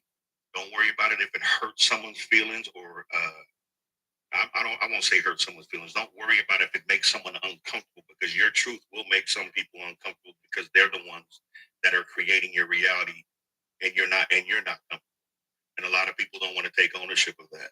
They want to just kind of reverse it and tell you you're the problem. The reality of it is we are all the problem.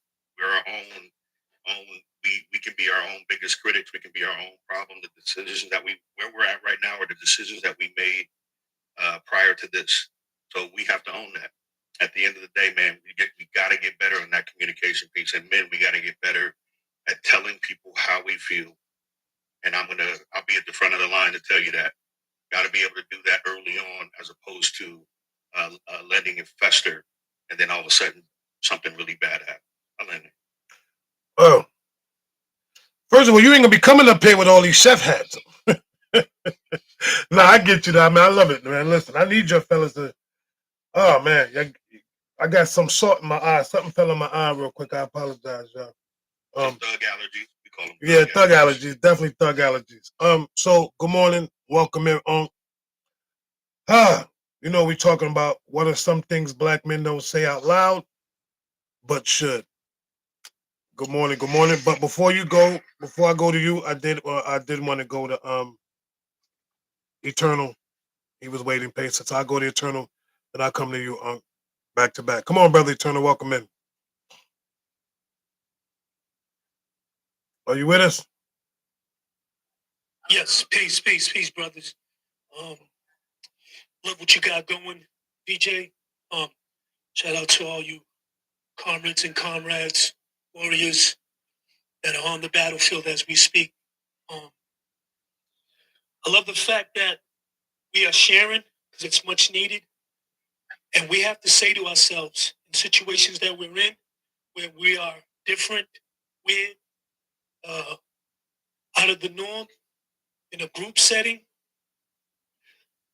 that we are the leaders of having the action be the action, because we are the action. We'll always be looked upon and judged upon, criticized to where they have to put their insecurities as far as betrayal, lies, deceit, envy, pride, proud, pretty much the list. But God opens our eyes to see this to what we have around us because we are put in the position that we're in right now to speak to the world and embrace the world and embrace our brothers, to remind them that they're not alone. And at the same time, you take it in consideration. Now, I know that there's a construct that's designed due to separation, but we are designed by unity, universal unity. So when we come together, like you said earlier about the spoken word, look how we all got each other's attention, even if we're on the other side of the globe, and we can make a mass movement happen and affect the world. We have to find out for ourselves to know our purpose, what God has for us, and we set that tone. But till then, we're going to deal with every other ramifications of others. But just have it into yourself to be neutral, detoxify, declutter, mind, body, soul, spirit, and aura, and give it to God if nobody can't or don't want to reach you. But remind them, when you do, you can not only read between the lines, but you can see the line and guide those who can't see who are damned as well. Because at the end of the day, it's us black men that got to stand on 10, remind the world that we got a backbone and guts and brains and a heart to welcome and accept all in all.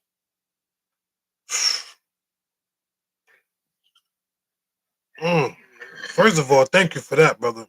Real talk. Well, thank you, brother. I love you all with all my heart. I want you all to know that. And you got to remember, and pardon me if I'm just a little long with it. It's good company, good brothers is hard to find, man. Hard to find, man. I mean, like an 80s relic or, merchandise. Now, I do know for sure, man, that the good Lord got you, man, where you need to be. And we got to have to make this room a conference, if not a UN meeting. You know what I'm saying? We got to, man, because I see it, brother. I see you. I see you doing something, and I want to be a part of it with everybody in here. I really do. And I appreciate it. Much respect and love. Much respect back to you, brother. Definitely. I just would like to say something right quick. After a live before, one of your lives before, Mr. Velvet, it made me tear up. And I just want to say y'all boys are phenomenal. Y'all men are phenomenal. Very phenomenal for this. I after that live, a brother of yours on here reached out to me, and we conversed, and I reached out for a little help. I admit it. I did. I asked for that help. Because, to be honest, I didn't verbally ask for it, but it came, right? It came. I asked for it for God, from God, but, I didn't ask anybody for like, specifically for him. But it came. And I want to thank him, like, graciously for that. Brother Angelo. Because some things have gotten a lot better. I want to say this. I know we've said it before, but the men that God had placed in my life and me and theirs is a purpose behind it. It's a purpose behind it, and for you to be just that vulnerable, just to that part right there, what we talking about right now, what we are speaking on right now, and you showed and you stood on it. Like, I reached out, I needed help. I reached out to a brother for help, and the brother. That's where we are and what we should be doing towards each other, no matter what. In any situation, if you can reach me and I can help you, I'm going to do such. If you calling me just to vent, then call me to vent. Like, bro, I just need to let it out. We as men should be able to accept that and be like, come on, brother, I got an ear to hear. I'm not listening to respond. I got an ear to hear. If you ask me a question during that time and I'm like, you sure you want me to answer this question? I'm going to answer it. But sometimes we need to hear each other. So when I said what I said in the comments earlier, and I seen the brother, I said, brothers, I see y'all because I see y'all. There's a lot of men that are going through some of the things that we're talking about right now. A lot of men, black men, in their homes, in their relationships, on their jobs, with their families, however we may look at it, are holding back so many things that they should be saying. But they're saying it to themselves. Instead of just, you know what, I got to say what I got to say, and it is what it is. Sometimes we got to spare the rod. Sometimes we got to be like, listen, things hurt, and the truth hurts. This is why we do the hard truths here, because we're going to give it to you whether you like it or not. We're not here to hold each other's hand. We're here to hold each other up and build each other up. Big difference. Come on, Unc, you got the floor. Welcome in, brother. Good morning. Good morning. Got a lot on my heart, but not necessarily a lot to say.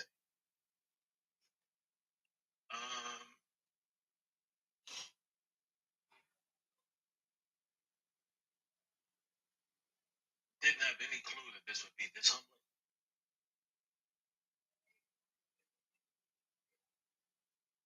But when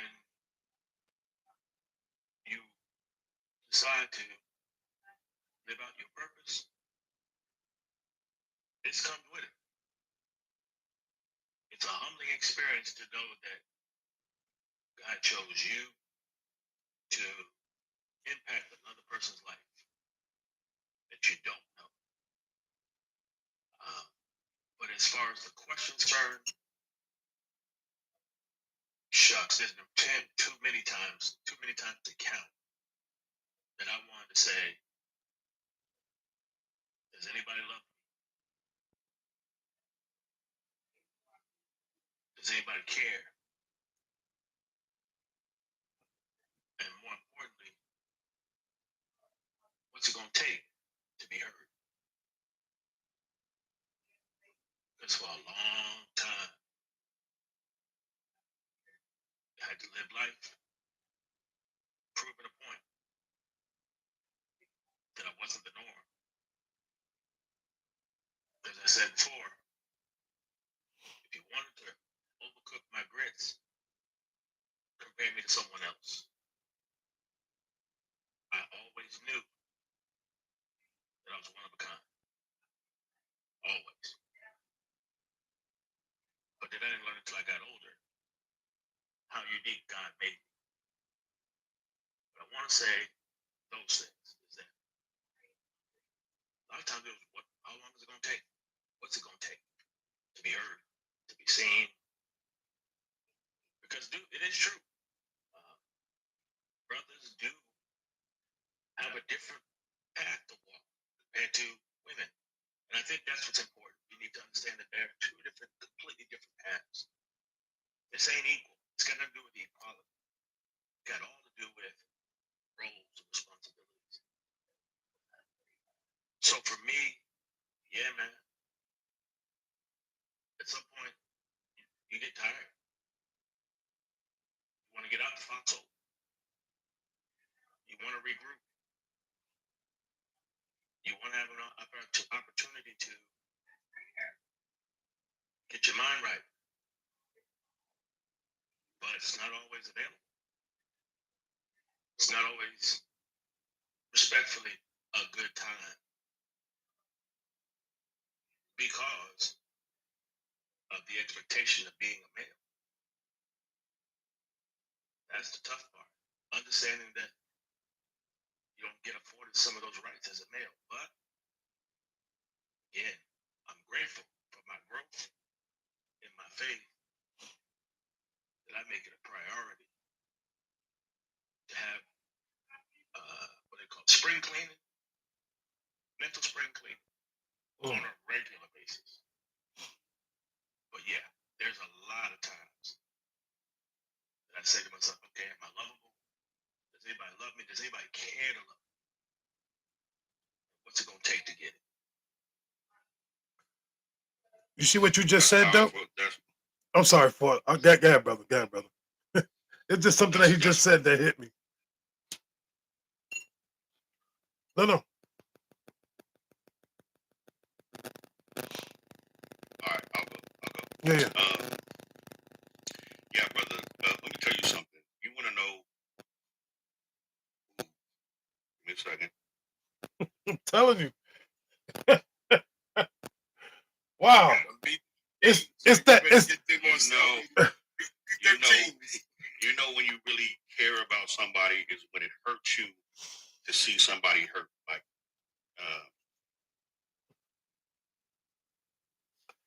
I'm gonna get through this. You got it. I had a cousin that passed earlier this year, and I remember calling my older brother and talking to him. And my older brother, he started crying, but he had this high pitch in his voice in the cry. And that took me out. It took me out. I was the big little brother. Like my older brother is much smaller than me.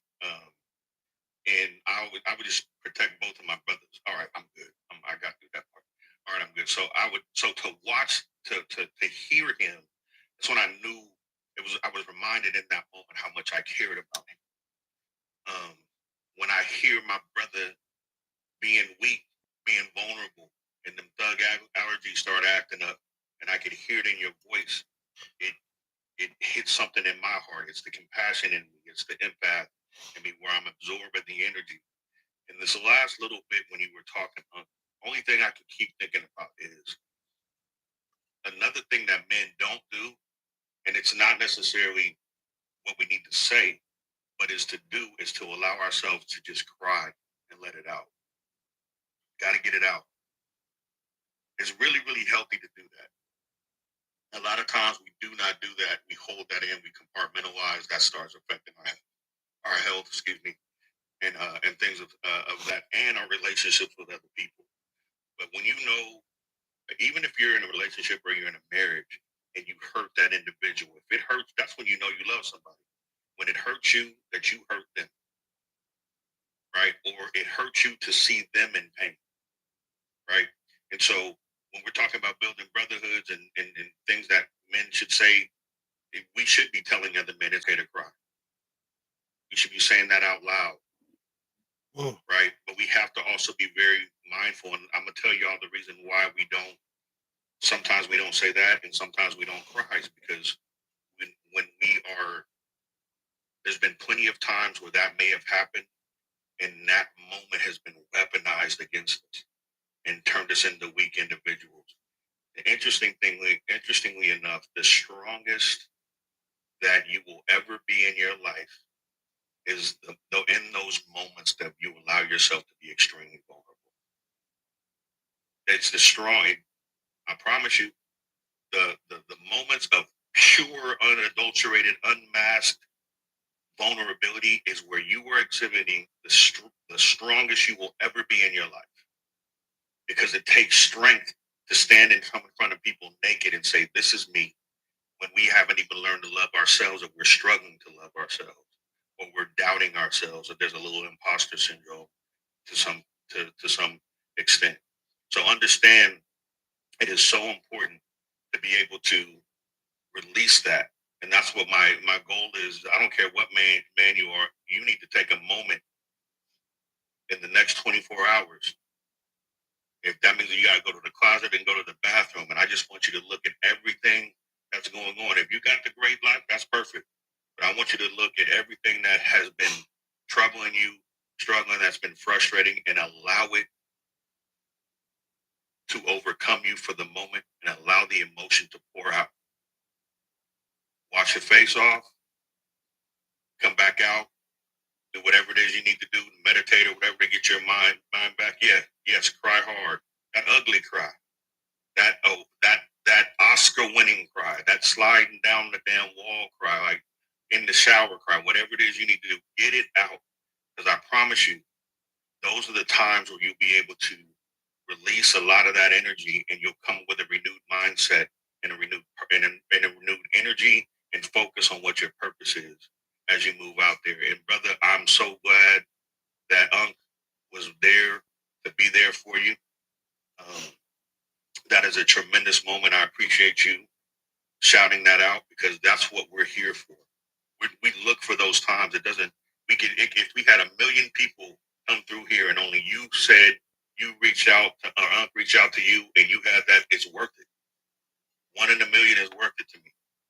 So I appreciate you coming up and sharing that. You know, I love you to death, brother. I just love what you're doing. I'm here for you too. I'm here for you too. So do not hesitate to reach out to me at any point in time. So I'm gonna land there because I'm on. I just want to say this before I let go. I ain't telling y'all none of my problems. I'm just playing. I already know your problem. You ain't gotta tell me nothing. Which is true. You already walking problems, so it's not hard to get around. That's what we're doing right now. And there's, I ain't even mad. Come on, Unc, what you got, baby? Yeah, I appreciate that, man. And again,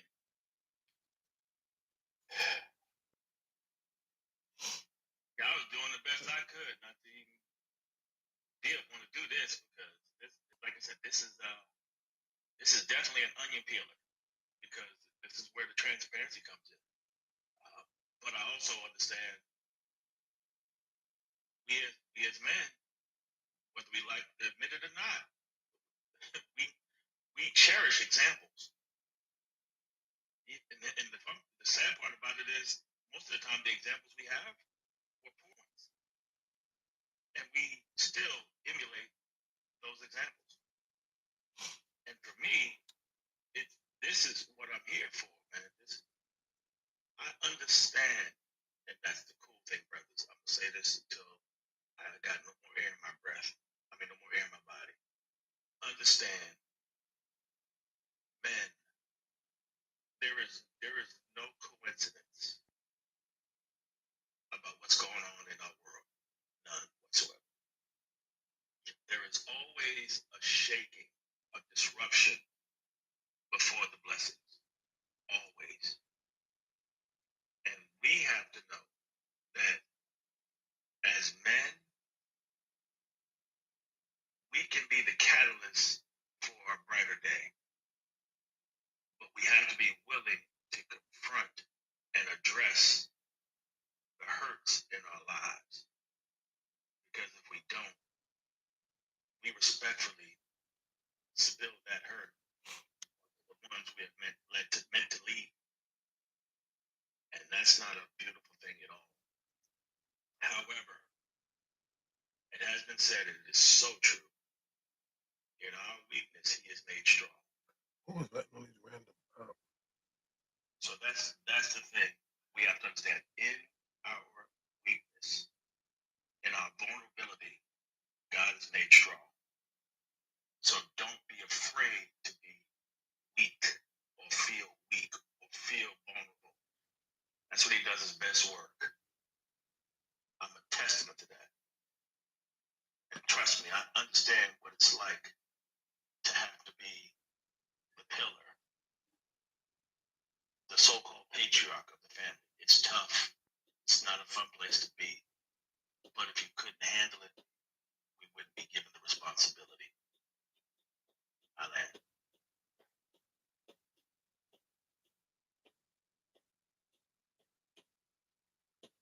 Real quick, I'm just going to add this. I love when a Ford comes. So we have a sister Ford in the chat. You got your two brothers, me, Daddy Ford, and Mr. Ford up here. And I'm glad. I just wanted to just recognize to everybody, you're listening to men.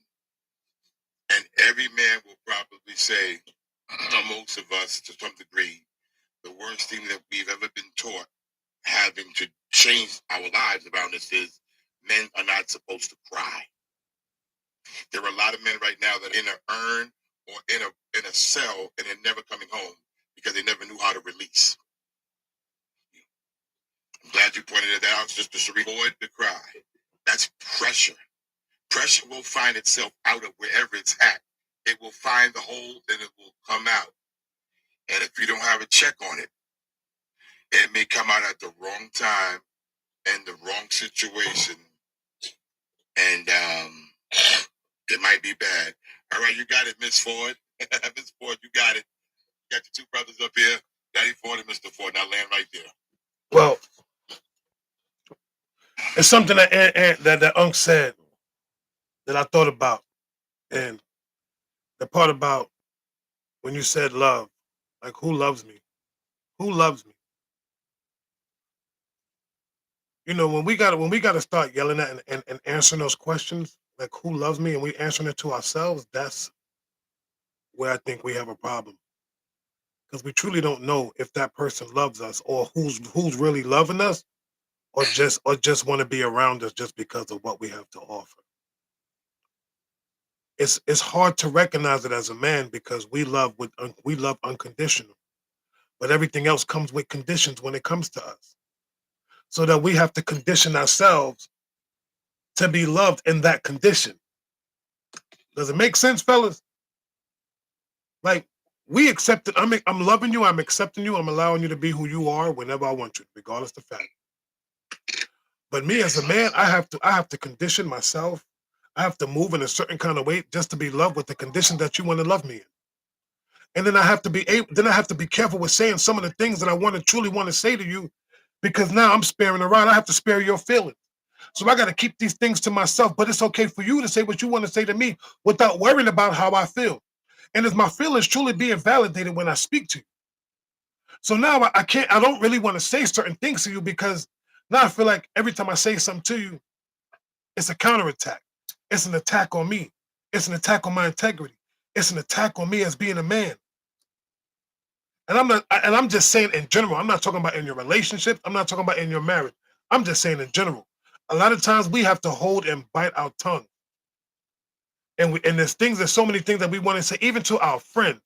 Sometimes we can see our best friends doing the most nonsense, being the most corrupt person, but we will sit there and won't say nothing and give him a pass. Now, hey, that's just him. That's just who he is. Is that really who he is? Because as long as I've known you, brother, you ain't never been like that, but you changed.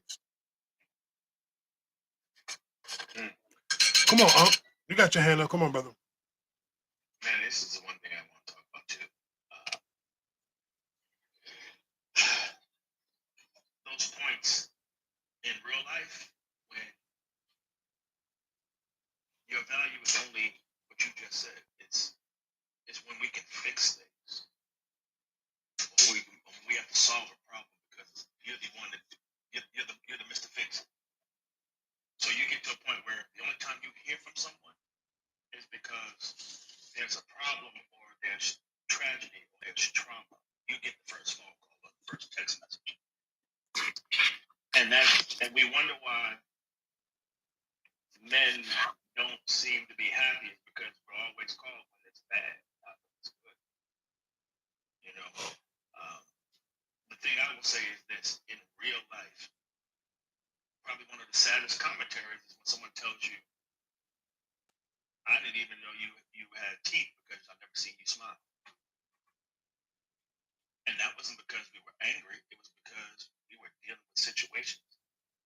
As they said, we had to put our game face on because we were called into the fire.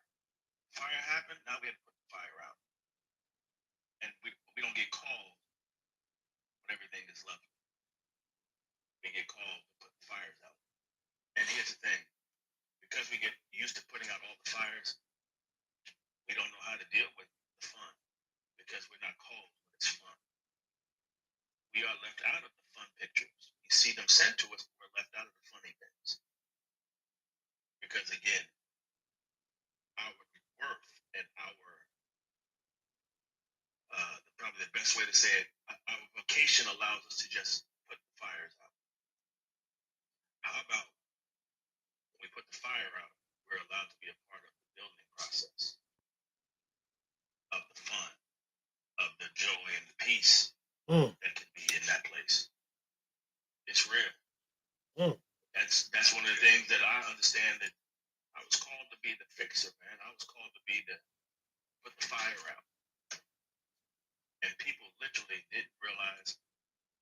They were like, man, I didn't know you smile or you crack jokes, because I was always being called. I didn't have time to crack jokes. I didn't have time to make, to laugh and smile. I had to deal with the situation the best way I knew how.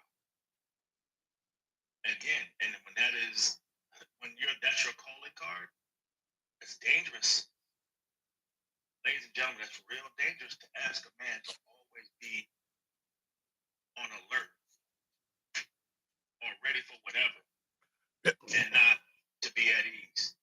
Bro. To be ready for whatever. That's dangerous. Because that's all, here's the thing. That's all he'll know. That's all we'll know. It's important to let us see every facet of life. Don't just call us when things go bad. Call us when there's a celebration too. And last but not least, one thing I wish I could say is, I wish things could be better. That's it. A lot of times you say, I wish things could be better. Those things you can't control. Land it. Bro, what you just said, Yeah. that call to be,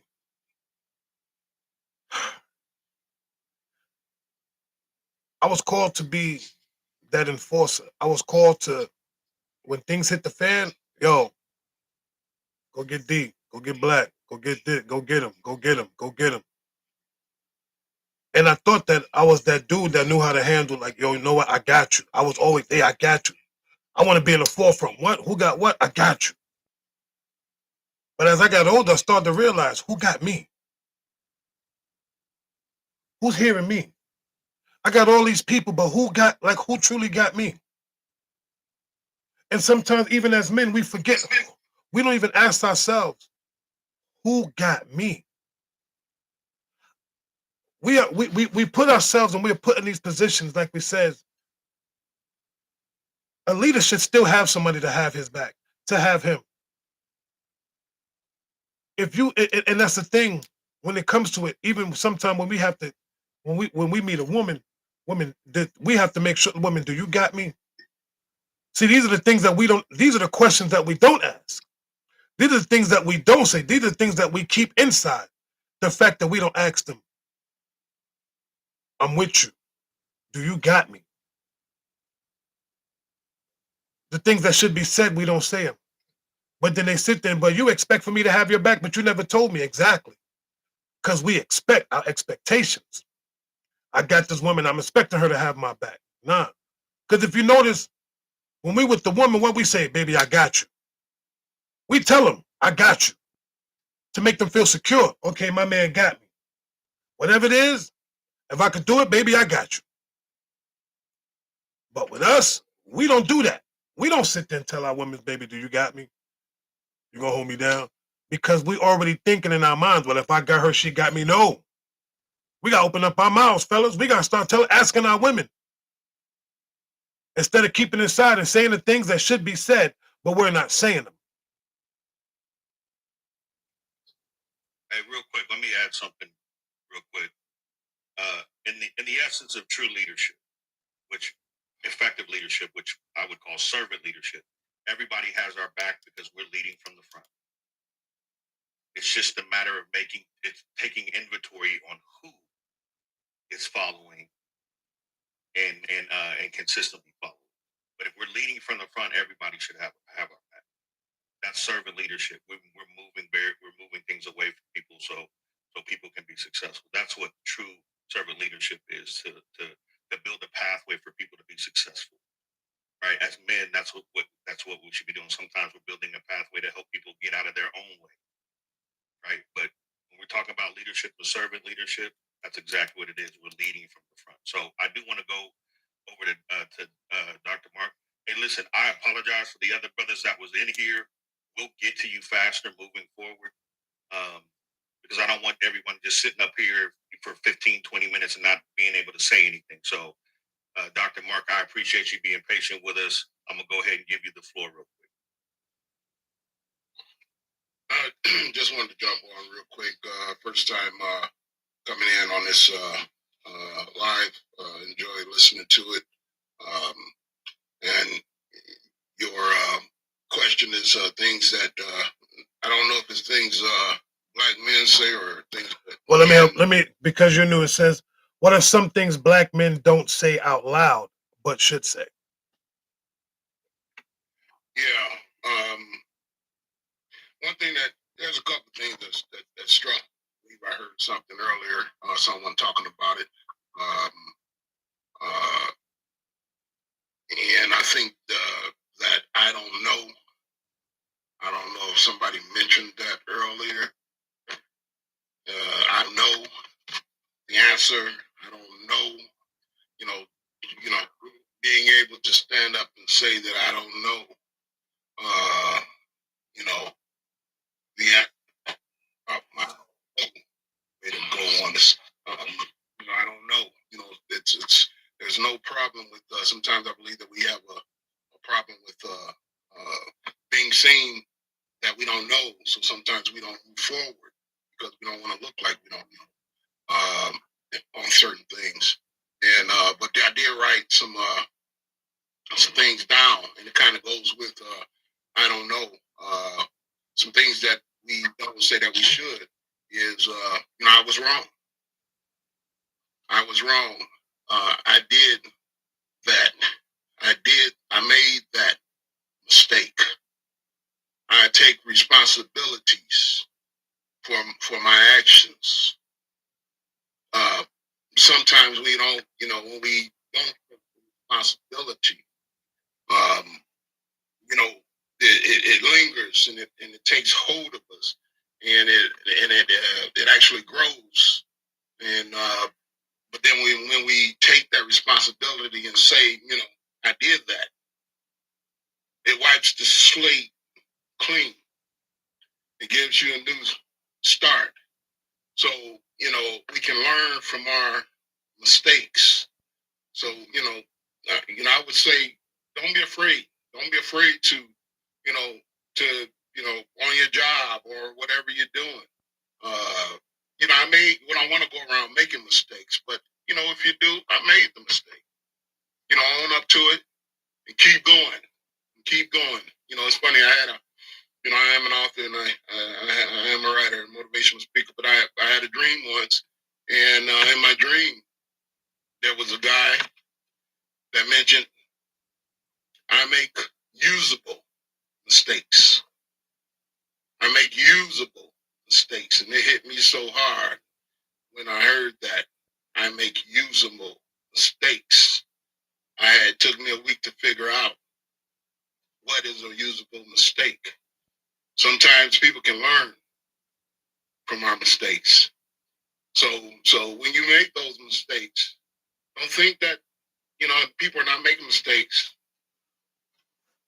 Let people learn from them. Make usable mistakes. Online. First of all, thank you, my brother. I do want to say this. I mean, this is just my opinion. I only speak for me when I say this. I don't think that I make mistakes. I think I make choices, and every choice that I've made in my life, even going forward, is decisions that I made, whether they were right or wrong, but they were only right for me. Maybe I did it and it didn't work out the way I wanted it to work out, but doesn't mean it was a mistake. It was something I did, and I didn't go forth putting 100% into it. As a man, I hold myself accountable for some of the things, even for some of the things that I may have done that may not be right in the eyes of others. But these are choices that we make on a daily basis. We're always going to make choices. So we can't say I made a mistake. If you tripping, if you fell, which means you wasn't paying attention, it was a mistake that you fell because you wasn't paying attention. It's all about the focus on how we decide to move, how I want to move, the things that I want to do. If I dropped something, it wasn't a mistake. It's because I wasn't careful with what I wasn't doing. All these things is an action. For every action, there's a reaction. So if I go out there and I'm trying to complete a task that I know that I shouldn't be doing, that's not me failing. That's me not understanding. Listen, I don't belong in this spot. Why do you think certain people get certain jobs? Because there are jobs that they are capable of doing, and there was jobs that they are not capable of doing. Why do you think people fail or go to school when they fail in tests? You fail because you didn't study, because guess what? You didn't prepare yourself. So we don't fail. We just don't prepare ourselves properly not to what we call fail. I don't say I failed. It's just, listen, I didn't prepare myself for this. That's the reason why I got it wrong. That's it. And like I said, that's my analogy. That's, I don't want nobody to be like, this way, this just, As I got older, I thought about it like, what is failing? I've never failed. I've never made a mistake. Now I've never made a mistake. I just done things because I wanted to do it. It's my choice. We all have choices, just like us men. We have the choice to say what needs to be said, but we don't want to say it. We want to keep it. We want to hold it inside. Say what you got to say. But you a man. Say what you got to. I don't care if it's going to hurt my feelings. I don't care if you're going to make me feel like I got to break down and cry. I would rather you tell me that and tell me the truth than to keep it inside and walking away and say it to yourself. Because how many times, men, and I'm talking to us black men, how many times that we got in situations and we walking away, we talking to ourselves when we should have said it all along. Man, I can't stand the fact that man, I can't believe she got the nerve to say this to me. Man, I'm doing and we do it when we go outside. We'll get in our car. Man, this woman get on my doggone nerves, man. You know what? Wait till I go back inside. And then you go back inside, you don't say nothing. You know why? Because you have already answered your question and you have already cooled yourself off. So now when you go back inside, because here's the thing, if you really got something to say, just say it. Don't hold it in. If she's a woman, and like I said, and here we go. We'll get the tone police. Then, well, I don't like how you said it to me. It doesn't matter. I had to say it. I had to say it the way I needed to be said it when it had to be said. Because if I hold on to it, I'm just hurting myself. I'm hurting myself more by holding on to it. Now I got something else in the bottle. Think about it like this. Every year,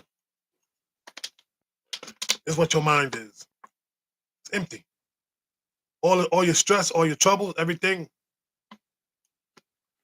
And as time progresses, as a man, keep holding on till the bottle gets full. And now you got all the things that you should have said, all the things that you should have released, but you got it bottled up. And if you and then think about it, how much stuff do we keep bottled up, keep bottled up, keep bottled up? How many packs? How many bottles does it take? Next thing you know, you got about 36, 40. Come on, fellas. Let's be real. The things that should be said going to 25, 26, say it. Say it. Don't say it to yourself. Say it to the person that needs to be said. Whether it's your mother, your father, your children, your wife, your friends, your enemies, I don't care who it is. Let it go.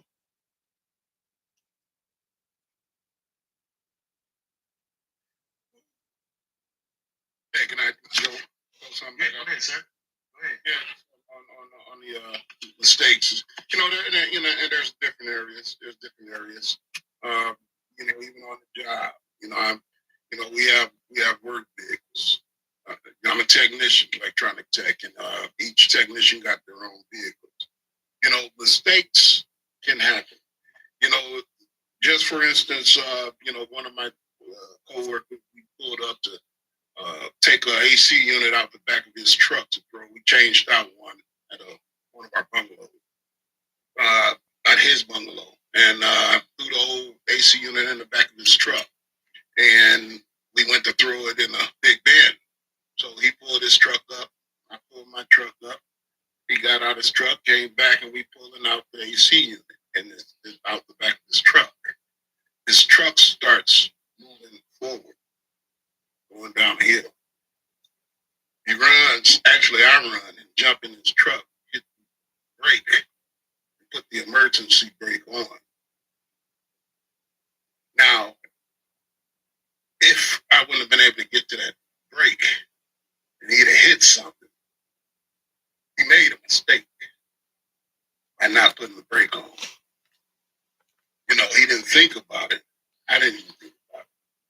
Like when it was all said and done, if he'd have hit that company vehicle and tore something up, that was a mistake that he made by not hitting that brake, by not putting the emergency brake on. So, and in that point, even though he didn't damage anything, we were able to stop the vehicle and get the emergency brake on. That mistake can help somebody else. Now he didn't mention it. he didn't bring it up.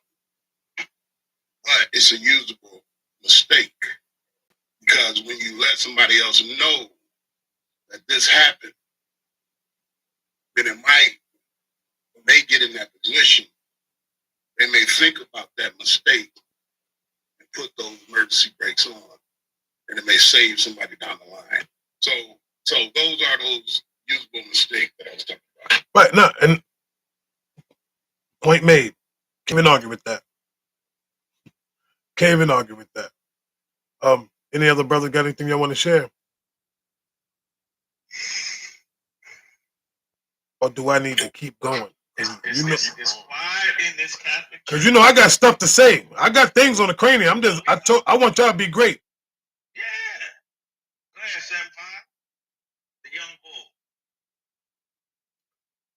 I just wanted to say, man, I was just listening, man. I just thank y'all, man. I just thank y'all for us being able to lean on each other in this, man. I was just listening this whole time, and all of this hit home for me. And that's the most important part, man. Just to be able, like, that's the reason why I'm gonna keep it real. I gotta say this. That's why I love 7-5. Real talk. The little brother, the youngest brother in our family right now. 7-5, youngest brother in our family. He gives accolades. He says what he needs to be said, and you could tell it's genuine. It's not just one of them fake y'all love y'all. It's a difference. He's not afraid to speak. He's not afraid to say what needs to. He doesn't hold it back. And what needs to be said, he says it. And I say that about, matter of fact, to the horsemen, I say that to all y'all. That's what I love about you gentlemen. Straight up and down. There is no holds barred. It's like we don't sugarcoat nothing. We're going to say it and we're going to stand on it. What group of men right now on this app is like us? None.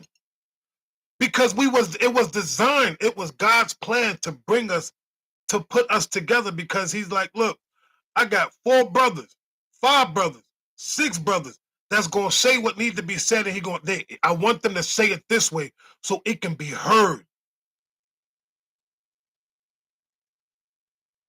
We're not here to hold nobody's hand and make them feel comfortable, because the best part of being uncomfortable is the truth. The truth makes people uncomfortable. Think about it. When you tell a woman the truth that she's not getting a disposition because it's uncomfortable. When a woman tells you your truth, do you not get uncomfortable with that? Nobody's comfortable with the truth because it feels different. It hit different. Come on, Unc. Well, since before we get to laughing, because I know that's coming, let me say this to the folks, male and female, in the waiting room, in the chat. Know this: if you ever doubted or weren't sure if God loved you, this is proof in the pudding. Because the reason why I can say that confidently is because we moved all these chess pieces for you to come to this app, find this live, hear this topic today, and give you an opportunity to live life one more day.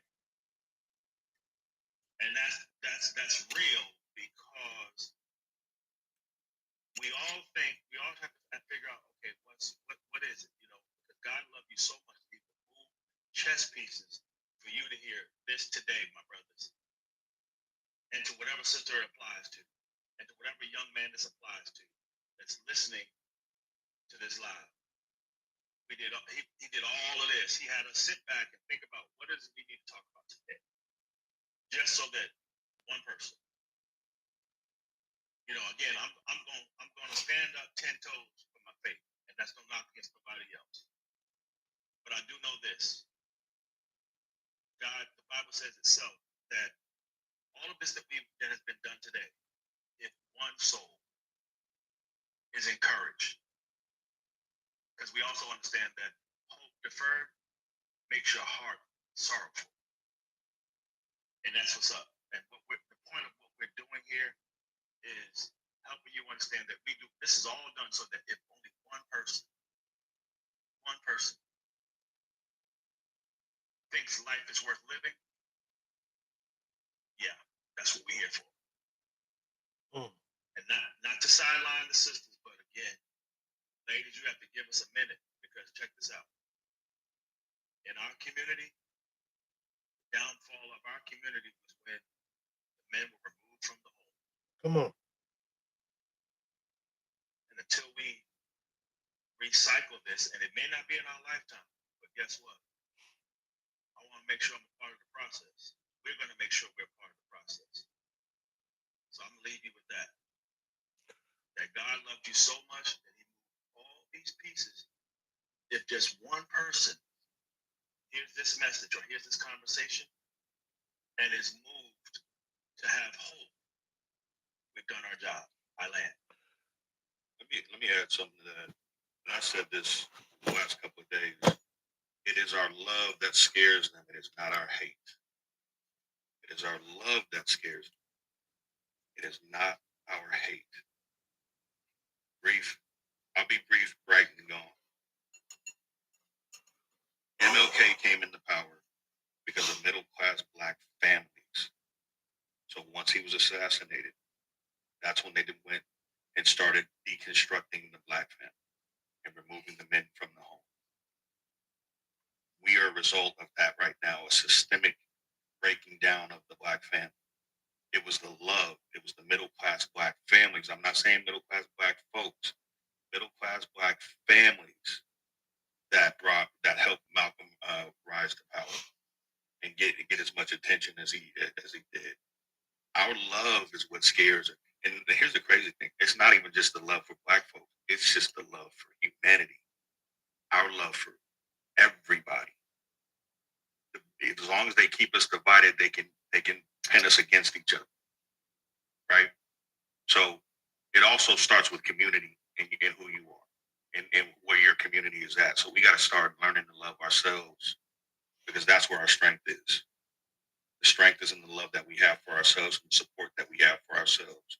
And when we understand that, we start treating each other better. I promise you, we put ourselves in a position of power to start getting something better as a community. I'll end there. I want to say this too to some of these men. I don't know who's listening. I don't care who's listening at this point. Your brothers need to hear what needs to be said. These black men need to start learning how to get back into these families and get back into these homes and be back and learning how to be fathers to their children. They need to learn that these women, and they need to show these women, the ones that say that they don't need a man, that they need them, and act accordingly. And be the man that you're supposed to be, not the man that you are told you are to be. And that's the thing that we had to learn, that we was told to be a man, but we wasn't supposed to be men. Let me say that again.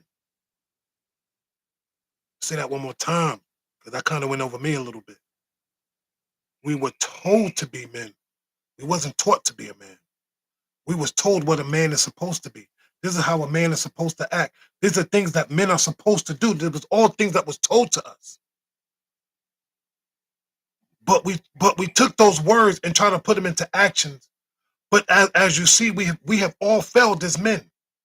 We have all failed. I don't care. There's no such thing as a perfect man. I'm not a perfect man.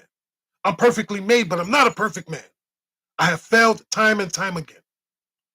And I'm going to continue to fail. But I'm learning from my failures, and my failures is picking me up. My failures is teaching me what it's supposed to be, what I'm supposed to be as a man. My failures is teaching me how I'm supposed to be a husband, how I'm supposed to be a father, how I'm supposed to be a leader. All these things. And when I watch my brothers and see how they move, that's also teaching me, you know what? I'm doing something wrong. I'm not moving right. I'm not doing I'm not mimicking what they're doing, but I see certain things. And it's okay to see some things that your brothers is doing, because those are your brothers. And I'm supposed to see through them. I can't see through their lens, but I can see them. yo, my brothers, man, I love what you're doing. Yo, my brother, I'm making a mistake. Yo, I need to talk to you. Yo, I'm having problems over here. I need some words of encouragement. Sometimes that's all we need as men. Words of encouragement. Sometimes even for my women, which is the most important person. Words of encouragement. Yo, baby, you know what? It's going to be okay. Those soft words that your women say to us can go a long way. Can get us, actually can get us through a day, maybe even get us through a year. Just one word.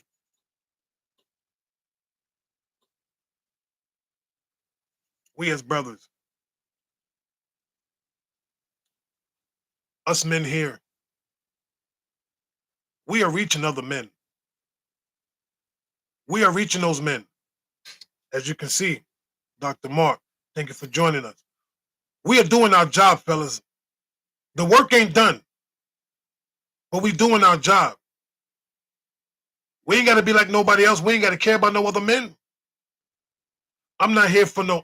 I'm not here to tell women this is a we single up here and we looking for women. No, this is not a singles place. I don't have to tell you whether I'm married or not. It's none of y'all business. What any of these men's status is.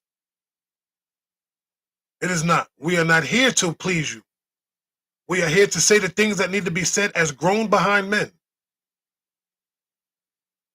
Bottom line, we're here to put our foot on necks that need to be.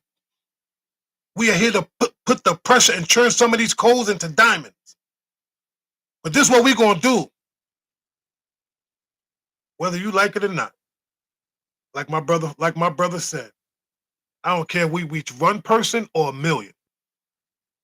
The message. The message. I land there. Y'all got it. Everybody about the truth and how much it hurts and it moves people. If you don't understand it, I'm going to give you a great analogy. Thank you, Lady DJ. How are you this morning? If the truth doesn't move people, I want you to think about how they move, and especially in the South, with books by melanated people. Books that tells the truth about history. If you don't think that truth moves people, then it wouldn't be a great exodus of why do you not want certain books in your school? Why you don't want certain things being taught? If you don't think that the truth hurts and moves people, there wouldn't be people wouldn't move with such seriousness to block things that are the truth. So when you get hit with the truth, don't run from it. You know, it may not taste good. Buckley's don't taste good, but it does the job. Don't talk about no Buckley. They don't know about that. They don't know. It don't taste good. They don't know about Buckley's. That's too. You telling your age, bro. Stop it. They don't know nothing about no Buckley's, man. This same paint. This shows the age. This same paint. This ain't spray, but this ain't Crayola. We're not tagging up on the wall. But real talk, everybody. If you don't think that the truth moves things, watch how people do trying to disguise the truth. Because if you ever get a hold and move off of knowing the truth, things will be a lot different. Always remember that. And I'll land there. I want to say one more thing. Look at the white shells. My brothers know what that means already. Man, listen. It's you got something you want to say for it? Because I see you getting positive in chat. You got that posture like I'm ready to say something. Let it out. Exactly. Look at the white shells. Y'all better get with it. Oh man, listen, man. I'm gonna say this. I love what we're doing. I love what we're doing. And I gotta say, God, man, I gotta give God all the glory because He is changing this platform to the way He want to conform. He is moving my mind, my heart, my thought process, the way that he wants me to do things. And I'm only going to follow his lead. Bottom line, I ain't following nobody else, not even my own. Y'all understand the process I go through before I start these lives in the morning? I gotta clear my mind. I gotta pray, Lord, just what you want me to talk about, how you want me to move. Sometimes I have to be quiet to allow my thoughts to process and let my brothers talk. That's why I tell y'all fellas, I need y'all to be great. Cause I can't be great. If y'all not great, then I can't be great. Cause that's how we all be great together. So going forward, fellas, when we do these, y'all gotta set it off. I'm telling y'all, 7-5, Mr. Ford, D Ford. If you're here, you gotta set it off. I need y'all to set, because y'all set the tone for me. Y'all don't even realize y'all set the tone for me. I have been more humble these past lives. I have not been triggered these past lives. Come on, fellas. So y'all doing something. I've been a little bit. I've been more calm, more collected, more clear-headed. Something about we talk about we talk about ourselves, even on the live as well as offline. Intentional. You know what I'm saying? Like today's the last day of this year. The calendar year will start all over again tomorrow. What's important is I wholeheartedly believe you want what you want in life, be intentional. Because here's the thing: the things you don't have that don't show up in your life, you were intentional about not getting them. So we're on the same sheet of music, if you will. We're intentional about this because why? It's the same goal. The goal is get the message out. And here's the thing: I truly believe each and every one of us is a living epistle. Every last one of us. We are maybe the only message that gives somebody hope on today. Because again, we can't talk about the rest. I'm talking about. We always jokingly talk about today is the last day of the year. Today, we got today. Today is the only time we can give somebody at this kind of platform an ounce of hope. Hope. That's our job. Is give another brother hope. Give another sister hope. And while I'm doing this, let me plug this in real quick. To my sisters, this is what an example of real men, mature men. And here's a cool little cheat code. If you're single and you choose to not be single and you don't want to be single anymore, you can't choose, but if you don't want to be single anymore, do yourself a huge favor. Stop being catty in the chat and go see my sisters on the Velvet Council. They're live and in color on Sunday. I got a better idea. Let's invite the Velvet Council up so they can know who they are. Let's invite the Velvet Council up. Velvet Council, would you mind? Would you mind coming to the stage, please? For those that were for the Velvet Council that is here, would you mind coming to the stage, please? Respectfully. You know what? Drop down so this way. Oh, he already. Okay. I would love for the Velvet Council to pull up. Yeah, you ain't going nowhere, Silverback. You ain't going nowhere.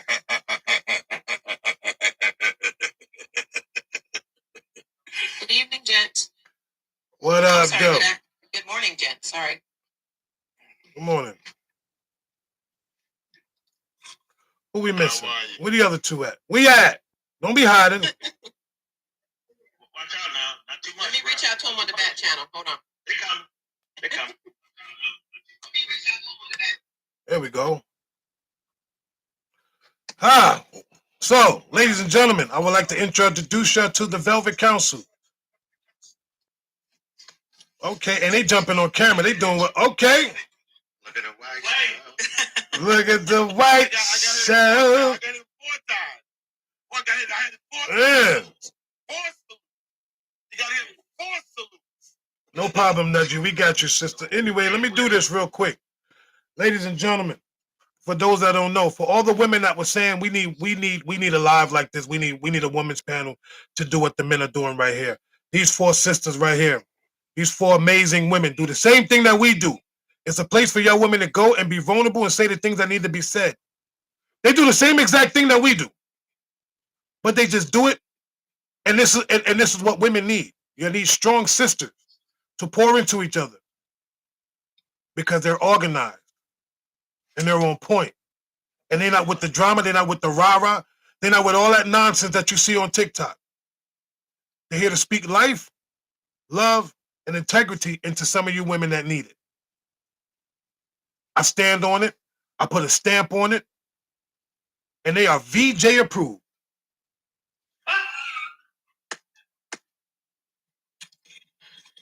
That's your husband, right? But JJ, like, what is he? Right. Velvet Jones. It's Velvet Jones approved. That's what he said. Thank you. It took me a minute too. I said it's VJ approved. Velvet Jones approved. Dang it. Yeah, but for those that don't know, that's what it stands for. Okay, my bad. Pause, no Diddy, all that stuff, baby oil out the window. Listen. Yeah, I wasn't prepared. We was on the same page. I was like, How do you join the council, ladies? Follow each one of these sisters that's up here right now.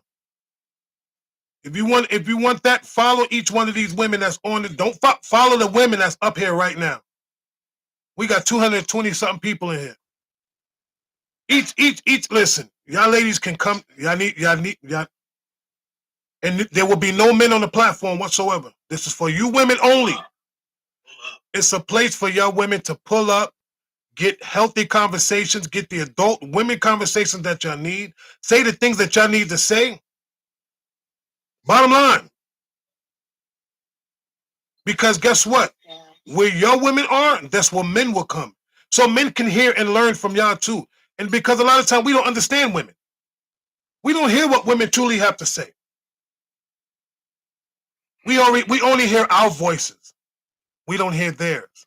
So it's a place for a man to sit back and be like, Dag, I didn't know this is what women go through. I didn't know this is what my woman is going through. It helps relationships. It builds peace and harmony in your home.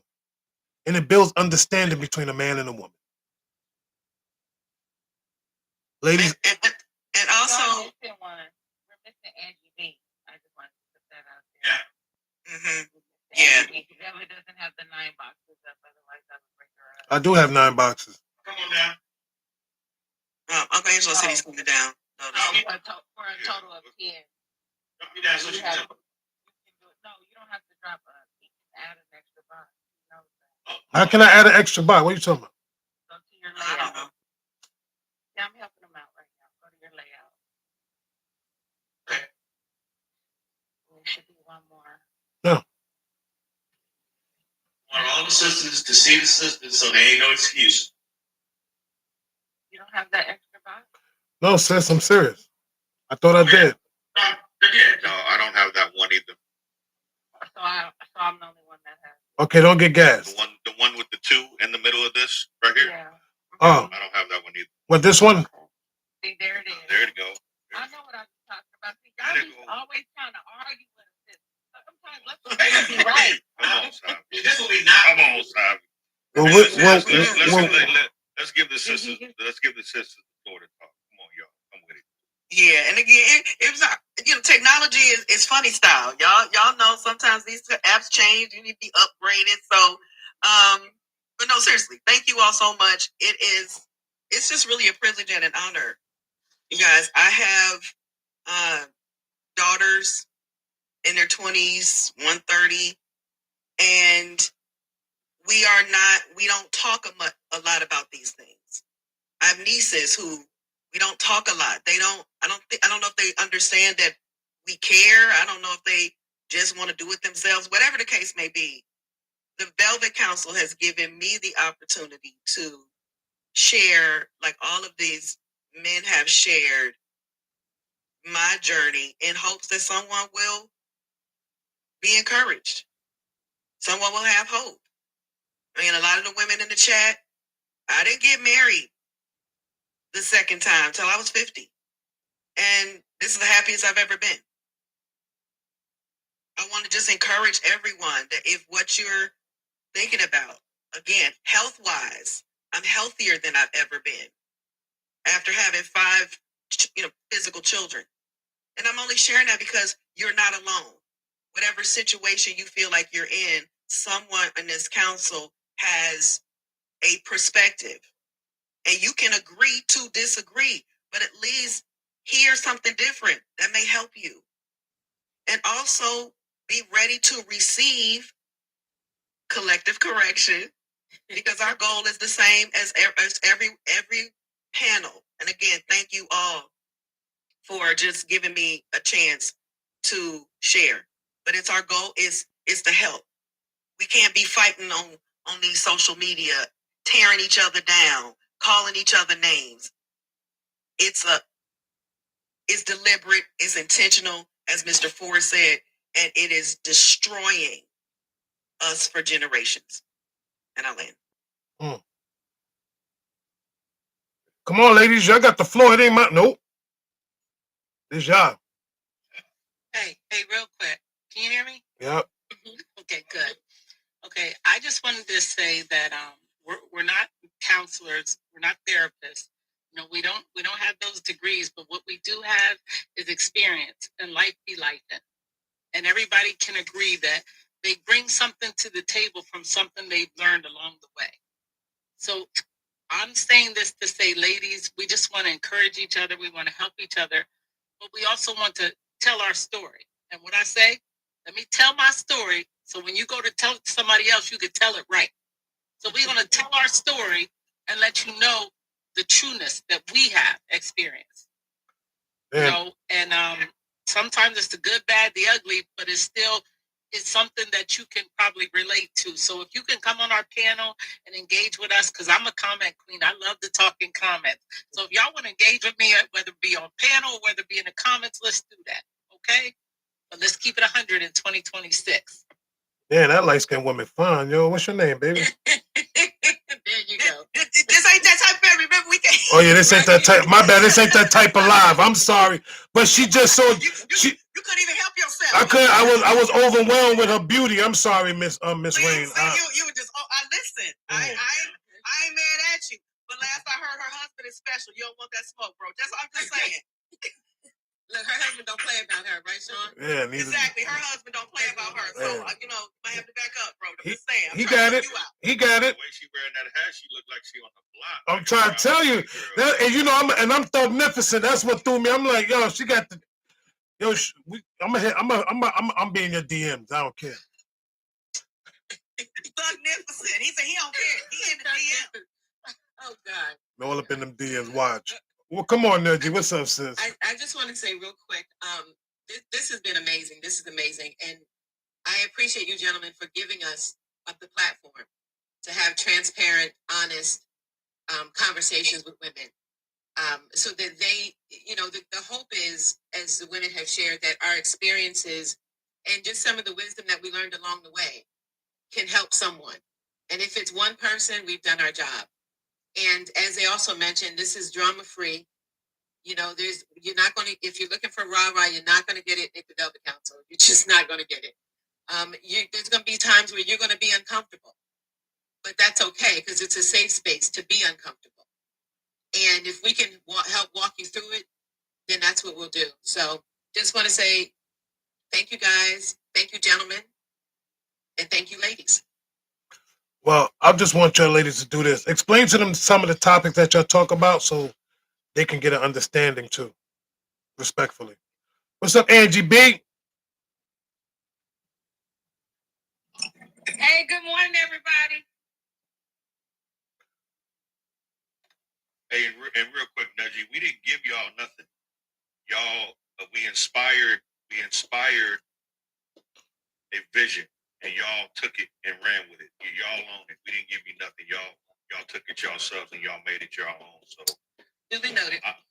Yeah, I got you. Listen, I just little things in my head, the OCD in me. I just need to make sure things are right. Thank you for clarifying that, Mr. Ford. I really do appreciate it because I was going to say it, but I didn't want to get called soft because,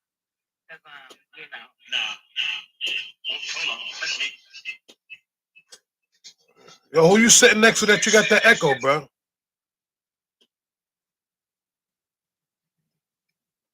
Don't bring it over here.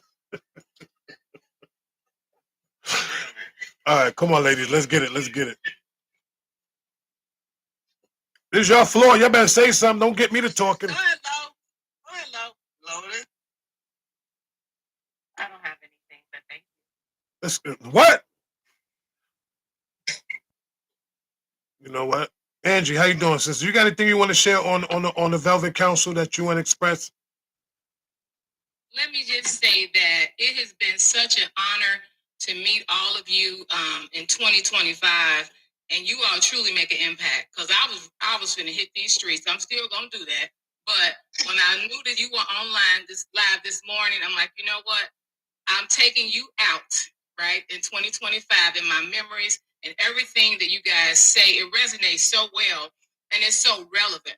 And I appreciate relationships, especially those that are impactful and those that I can share with others, because I have two little brown people in this house, and sometimes I'll walk past them so they can hear some of the stuff y'all say, and then I'll move on. But it means a lot to people or to women that don't have this consistent, right, in their space.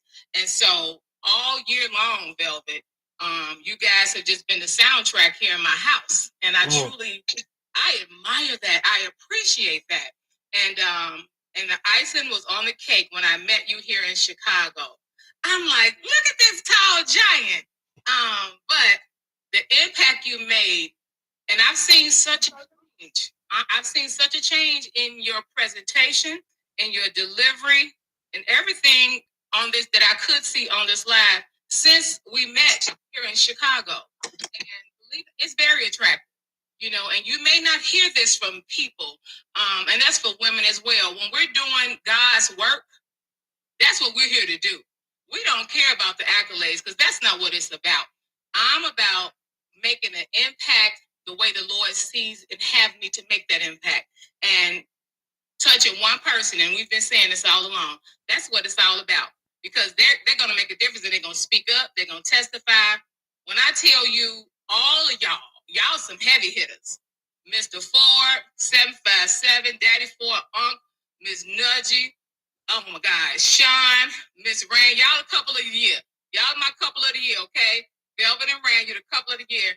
And Lotus, when I tell you, you guys drop gems that a sister need to hear consistently, I love it and I appreciate it. And I'm grateful knowing that I have you all in my life in 2025, and I'm carrying all of y'all into my 2026. So keep me and my little brown people in y'all prayers, and I'm doing the same for all of you. And God bless you all. Thank you, Angie. We appreciate that. Listen, and I'm sorry, Velvet. I was just thinking about the topic when Angie. Some of the topics we talked about. Does marriage make a wife? Are you wife material? You got all these people putting their stats out there, but we had real conversation. We had conversations. Do women? Y'all let me know if I'm getting ahead, because we got a list of stuff coming up. So this might be something we have to talk about. The difference between boundaries, confuse boundaries with walls. Yes. Come on. That was another good one. Y'all, I'm gonna say this, and I'm gonna say it, and I gotta say it the way I'm gonna say it. Ladies, if you want to get fed right and you want to get full, come to the Velvet Council.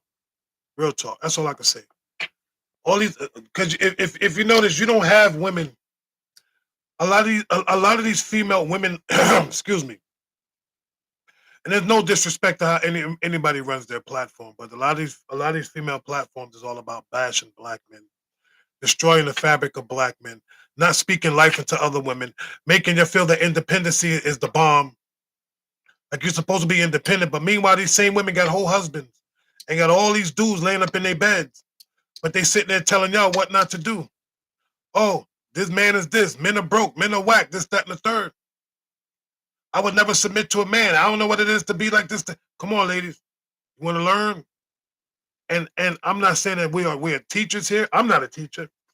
I'm just Velvet Jones 2.0. I'm just here to say what needs to be said, and it is what it is. I say what's on my heart and what's in my mind, and I'm going to say what I need to say. And the same thing with these women. They're gonna give you the female hard truth. We're giving you the male version of the hard truth. You're gonna get the women's side of the hard truth because some of y'all need it. To be honest, some of y'all need to hear what needs to be said. And it's a place, like I said, it's a room full of women where y'all can be like, can I come up? Because I have something I want to say. I have something I want to share. And you will be allowed to come up. But they need to know we're going to hold them accountable. I want that to be the thing here, too. Oh, you got something you want to say? Come on, sis.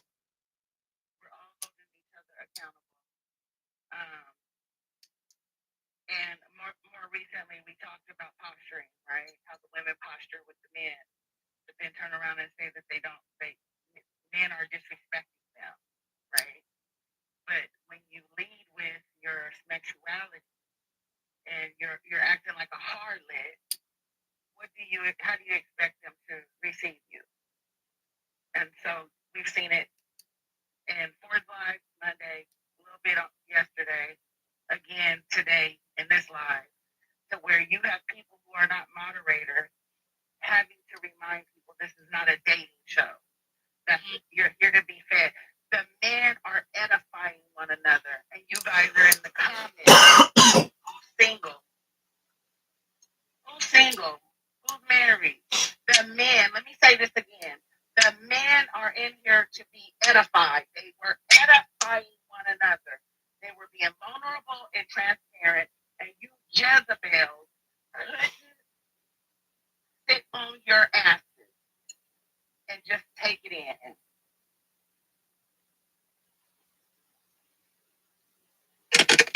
Let that sink in. You had men crying, sharing heartfelt stories. You gotta please let me get through this because I am sick of it, and so I'm gonna say it.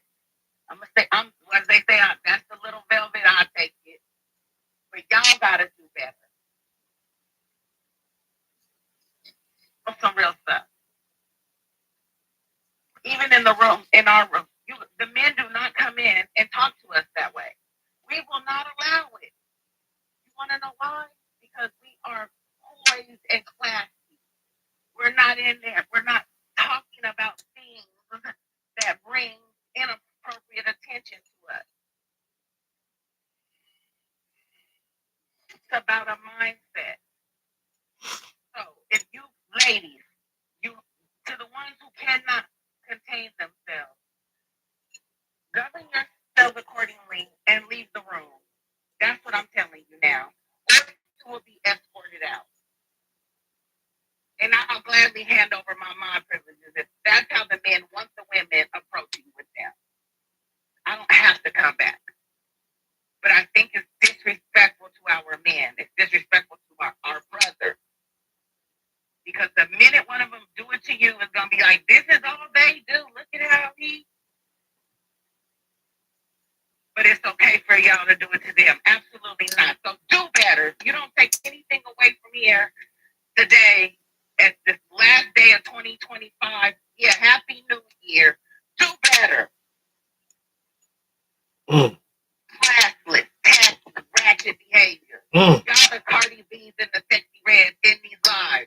Is that how you want to be looked at?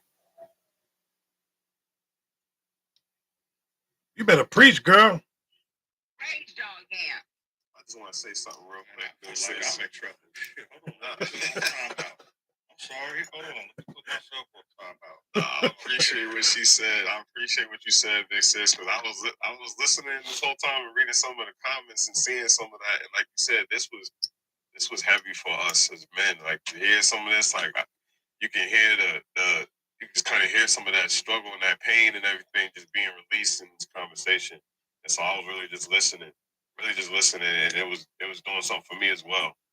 Like I think a lot of times when we have these conversations, I kind of revisit painful memories and times like that, and I think that's good. I think sometimes we look at it like it's a bad thing. It's not that you're being stuck in the past, but you're kind of going back to maybe remove some of those fragments that might be left in you. Yeah, and I needed this today. I really did. I needed this today, and all the conversations we've had, I needed them. So yeah, when I see comments like that, it does kind of bother me because it's like, man, this is not easy. I know it's not easy for any of us to say a lot of these things out loud, and and said that the focus is being on seeing people's hair and if anybody's single, anything like that. Like, we got so many more things going on. The last thing I guess I'll say is I think a lot of things, something that a lot of us don't do with Black Men Out Loud is that war cry. It's not even really having words. Like, I do that sometimes where I might just yell out, just being frustrated or whatever the case is. And you watch a lot of war movies, that's what they end up doing. Or going to war, after war, just not even knowing what to say. Not even really knowing what to say. And that's what I was left with today. And I thank y'all for that. I love y'all. I want to say something real quick. And this is crazy work, but it's the truth. Ladies, are y'all sure y'all prepared for the Velvet Council? Are y'all really sure that's what y'all want? I think so. I think that's what y'all need. Because what she said was very profound when it comes to us men. Imagine if we come into a platform full of women and we talk about, dag, baby, you look dag. Dag, baby, you look like this. Oh, man, how many of y'all women are single? This, that, and that. We will get chewed up, barked. We will be called disrespectful. I can't believe you coming in a platform like this. We will get slayed. But it's okay for y'all women to come and see a panel full of men and want to insert and throw yourselves. But guess what? You are the most undesirable individual. Men don't desire women like that. Just to let y'all know. Why do you think we ignore y'all? Because there's no desire. I have no desire for you. What do I want with a woman that's going to tell me, oh, how many of y'all single? Oh, baby, you look good. Please. I don't care. Because your compliments mean nothing to me. Coming here and inserting yourself and telling me that you're single is nothing to me. Ain't no man gonna take you serious. You are already setting yourself up for failure without even realizing it. Because you know what that tells me? You easy. You an easy woman. I can break you and get what I want from you.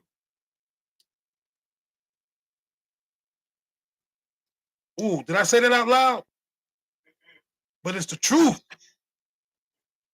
Y'all don't get it. You think by telling a man and coming to these platforms and talking about you single and what you looking for, you already gave me the blueprint. I could be a dog, but I would dog walk you and dog you and run you for everything you possibly got. I disagree. I'm agreeing with you, bro. Play with it if y'all want to.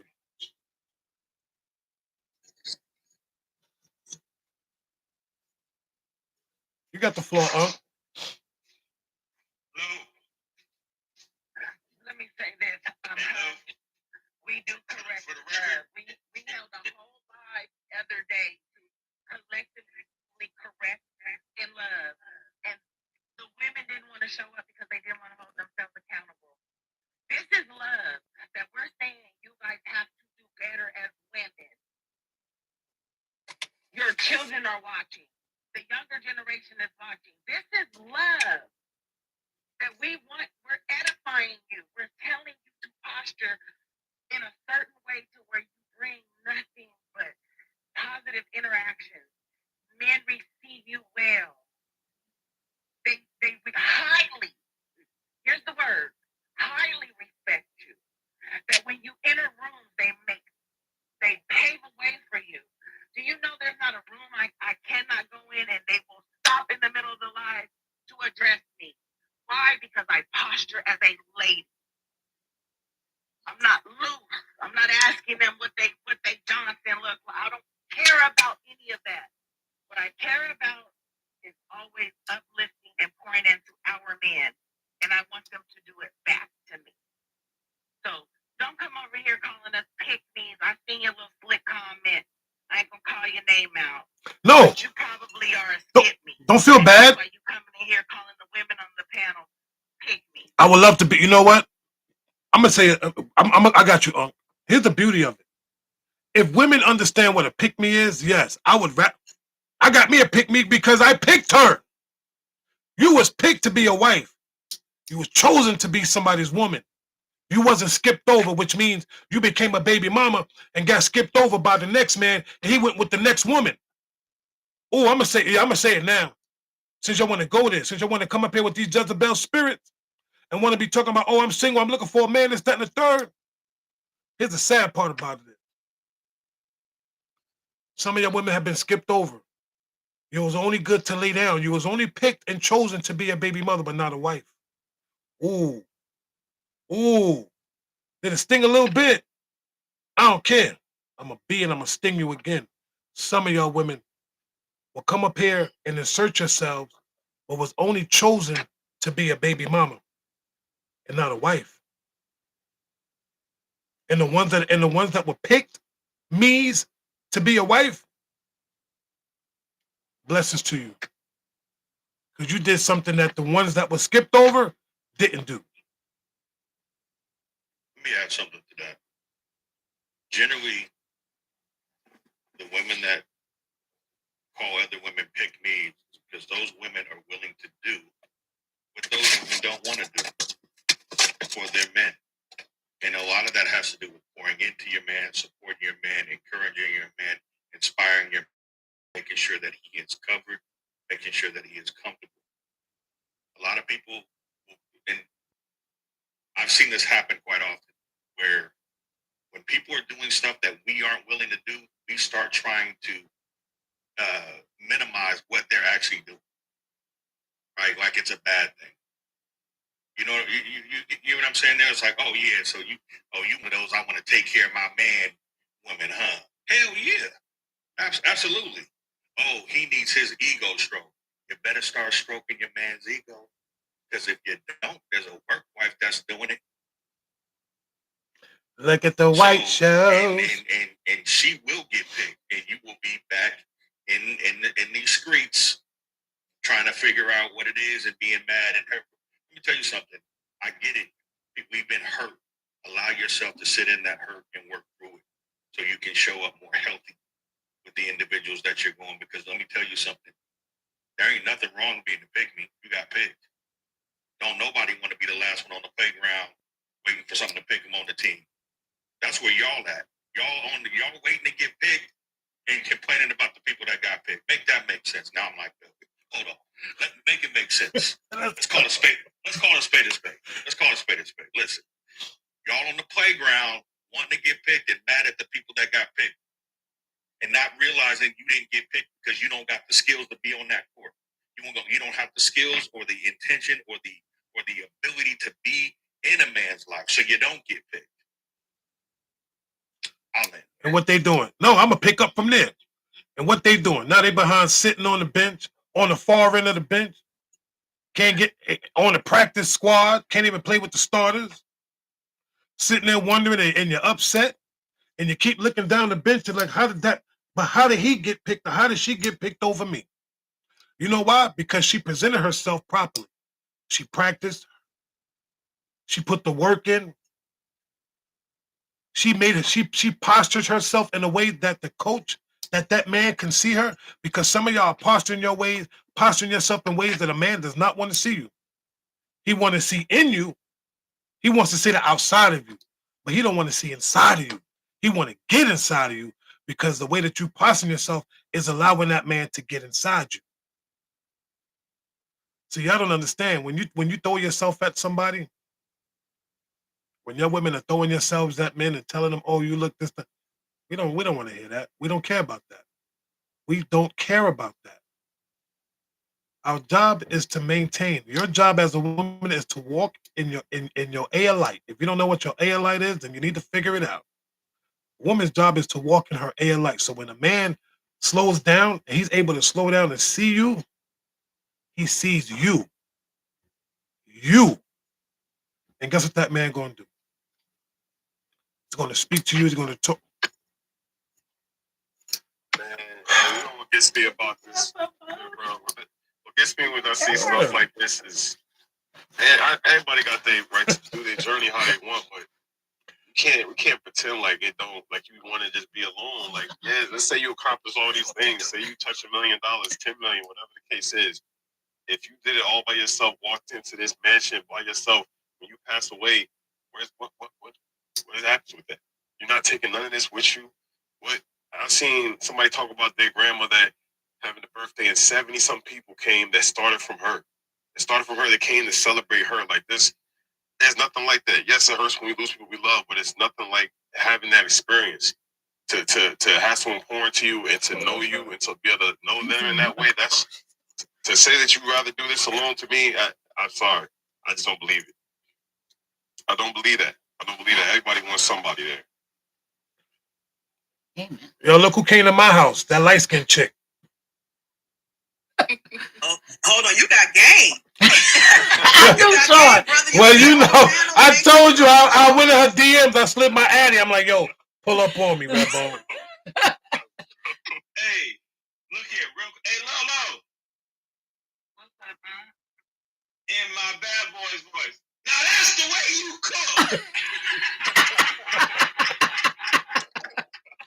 Oh, From now on, that's the way you cook. She brought that. You know you one of my favorites. Yeah. Let me tell you something, man. Just for those that are here, this is the family. This is what you see on this platform right now. We are okay. I ain't mad at you. We are all family. Does everybody slide? Yep, that's right. That's right. That's it. We are all family here, and it's one for all, and all for one. Brand Nubian. But now we are family here. This is our village, and we allow people to come in our village because we're here. We're here to put the work in. We're not here to teach. We are just here to put the work in that God has ordained us to do. And I'm going to continue to do what needs to be done going forward. 26 is a new. All the things that you said that you couldn't do this year, let it go. Start fresh. Like my brother Ford said, every day you wake up is a new year. Every day you wake up should be your birthday. Every day you wake up should be. Every day you wake up is something that you can start over. You have the ability, the mindset, the spirit, the drive to tell yourself, I woke up today. Today is a new day. I have a new mind. I have a new body. I have a new soul. So guess what I'm going to do? I'm going to do something new. I just thank you, Velvet. I was commenting to one of the commenters who were saying we're healing, and you all have talked about this, and we did on the Ladies' Council, on the Velvet's Council as well. Healing. If you get surgery on a body part right now, the first thing they do after the surgery, those of you who know, what do they tell you? Move around. You have to exercise. You have to operate in your new, with your new knee, your new hip or whatever. I guess I'm telling my age, fam. But I mean, you got to move around. So all of this healing is a destination and you're going to always be. No, it's a journey. There should be some different behavior after the therapy appointment, after you go to the council, after you talk to different people. Don't let that excuse of, and I'm not saying that it is. Let me clarify. Don't let healing be the position. It's a journey. Get on it. Move forward toward being healed and whole. We gotta hold each other, like Lotus said, accountable. The goal is let's get healed and whole. Alan. First of all, somebody needs a Snicker. She hungry.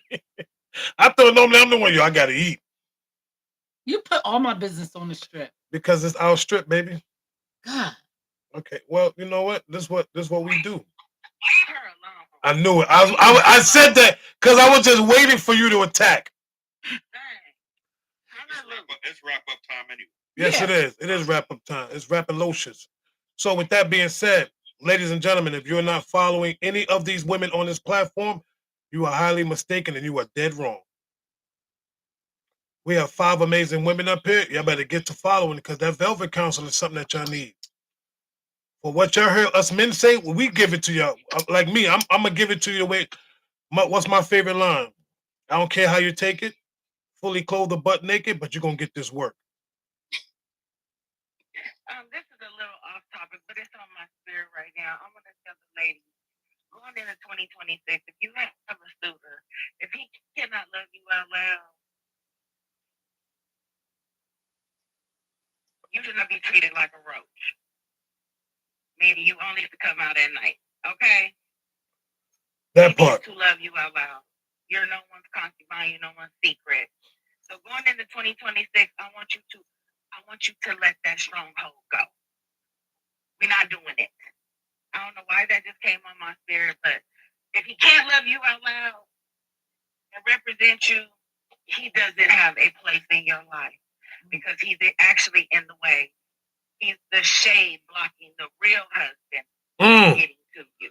You better speak, girl. I say this, and I tell women all the time: your husband will never find you laying up under the wrong man. Simple as that. Have a standard. Ring by spring. You can't meet that. Move around.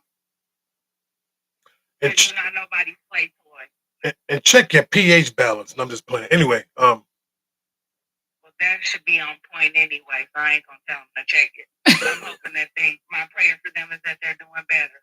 But ladies, for real, set a standard up, put up on these men. Don't let these men play in your face and keep you as a placeholder while they out there searching for the next best thing. Because while you thinking you building something, he's over there building something else with somebody else. You're not an option. You are the option. You're not a option. You are the option. So let me edify the ladies. 2020. Y'all have a good new year. I love y'all, but I'm gonna get off of here because I done got pissed off and a little emotional all at the same time. So was that your closing? That's my closing. Drop me the heck up out of here. And I get the. Are you packed? All right, I got you, sis. Dag, she just came in. We ain't got. They don't even know how to pack people up no more. Yeah. You got it? Bye, love. If you don't know, so. Oh, wow. Any other ladies got anything they want to share? I just want to say that in these sessions that you guys do and that we're doing, it's a lesson to be learned. And that's why I put in the chat often classes in session, because it's truly a lesson. And there's always a time and a place for everything. And this is not the love connection. We have to be mindful of that. And I just want to recommend that the topic is in the feed more often, because people do come in at different times and they need to be reminded of what the topic is about. And that will hopefully keep people focused and in the right place. And all I have to say in response to relationships, if it's not a good cup of tea, then it's not worth the brew. Not late with that. With that. We love you, Ange. We appreciate you always, sister. You got anything you want to say? So I'm going to drop myself out the panel, but I do want to say this. Oh, I did it. Dang, too late. Go ahead. Sorry. Anyway, I just want to say this, and I will not get emotional because we women are emotional people. So I'm not going to do it. But I'm going to go with Angie when she said that the growth with him has changed over time. It has. How he started, even though I wasn't in these TikTok streets, but how he started off is not who he is today. So I am very, very, very, very proud of this young man. Yeah, I say young man because he's younger than me. Why you put my business on the strip? So I am very proud of this young man. I appreciate the growth he has shown. I am honored that God blessed him with the right people. And I'm a dip because my makeup's starting to run. Love y'all.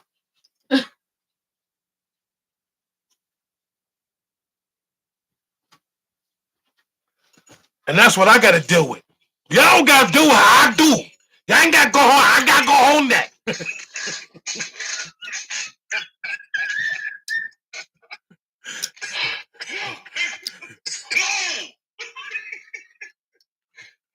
I see Ebonics is making a comeback. Why y'all ain't do nothing? Why y'all ain't do nothing? We're getting emotional. You ain't doing anything on me. When we getting emotional over the growth of her man, boy, we should all be so lucky. Yo. Yeah, you got to deal with that. Negro. And you better believe I love it every day. Yeah. Listen, let me tell y'all women something. What she just said, y'all need to understand that. And I'm not saying that because she's my wife, but the fact that a woman can see the growth of her man. So women, when y'all can see the growth of your man, which means that she pays attention, which means that if you as a woman has a man and you're not paying attention to the growth of your man, then that means you are a selfish individual, ladies. I'm calling you out.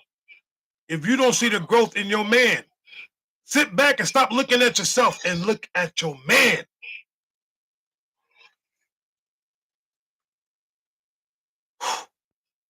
Bro, did I not say today was going to be one of, I said it. I said today's going to be one of the most powerful lives I've ever had. And we had some powerful ones. But to end the year like this, I know grocery store we going, and I gotta go see, and I gotta go do my husbandly duties and go to the grocery store with the wife. Yeah, let's close it out, Joe. So let's get it, fellas. You want me to go? Whoever want to We'll start. start with you, huh? Yeah. Okay. Hey, man. I'm gonna say real. I'm gonna be bright, be brief, and be gone. Look here. It's the last day of this calendar year, and I want to thank you, brothers, for the invite and the adopting of a brother like myself, the old head. And I'm grateful because we got work to do, and we know there's work to be done. And guess what? If they don't know nothing else, they're going to get this work. Peace and blessings. And everybody have a great new year, because I'm finna start mine. Yeah, but you know we don't drop off on this live. We stay up. Come on, D Ford. All right, everybody. A very serious, heartfelt live, but it was stated it was what was going to be, so there's no failure there. It's fitting that the last calendar day of the year lands on Wednesday. So y'all know what I do every Wednesday. I make my video, and it's called Tell Me Love 'Em Wednesday. And Daddy Ford loves you. So if no one told you today that they love you, I'm telling you today that I love you. Anytime a platform is available for you to be vulnerable, not necessarily open, but vulnerable, that shows the strength in the environment that you're in. Because if you're going to get a man to be vulnerable in the open, that's a very serious, comforting space, because we just don't do it. That has been embedded and indoctrinated into us. We've come to recognize that that's not always the right way to be. We recognize that, so we open it.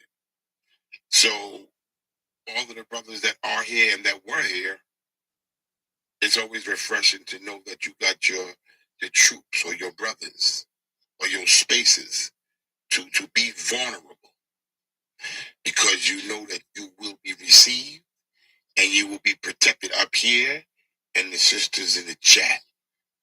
Everyone, I might add, keep this mindset no matter where you go.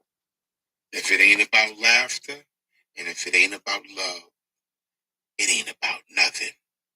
And I'll see all of y'all, God willing, because later on today is not promised to me.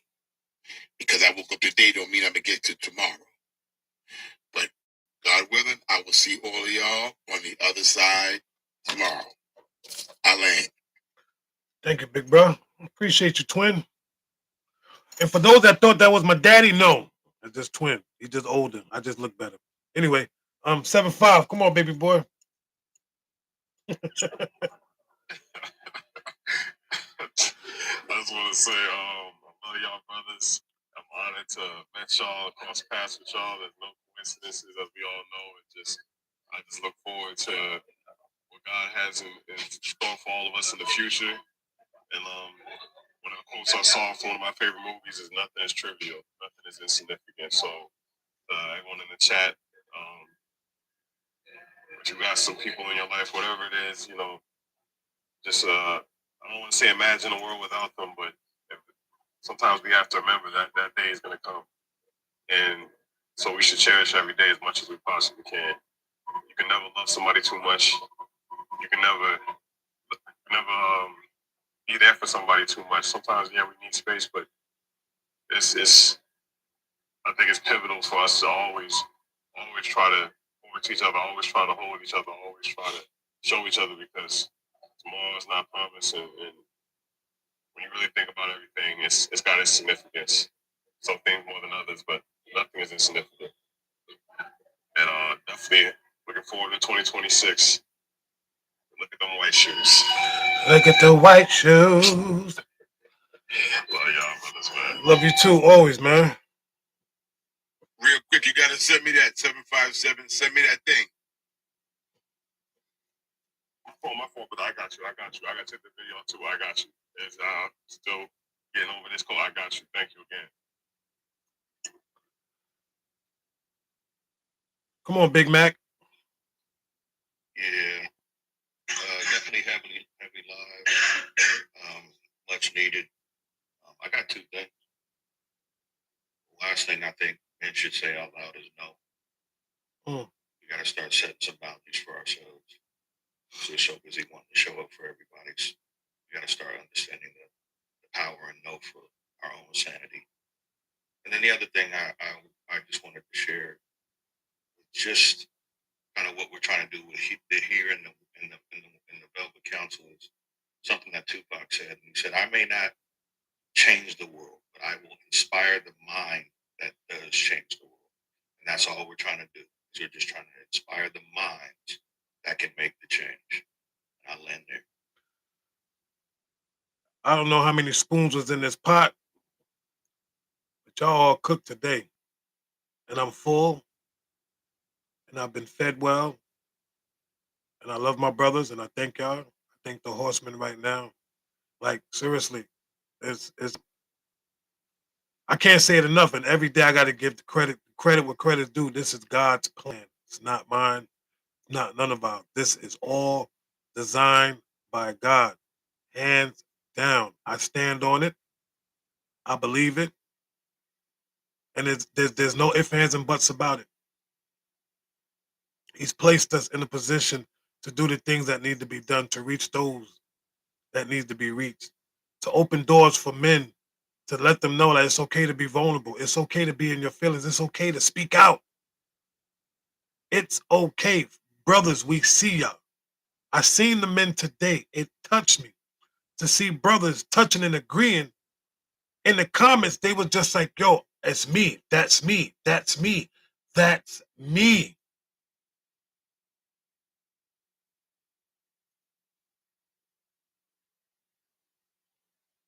I just need a moment of silence for myself.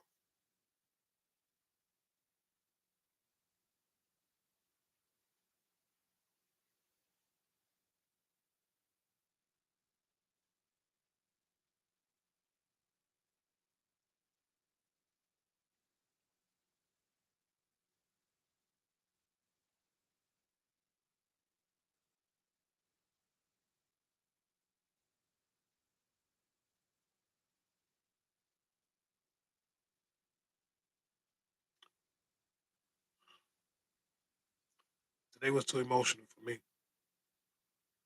I can't speak for nobody else. Today was too emotional for me. I love y'all, man. I need y'all. This is me being vulnerable. I need y'all. I need y'all in my lives. And if you decide to walk away, I'm gonna grab you and bring you back. I love the women that are in our lives. I love our sisters. I love the brothers that pull up.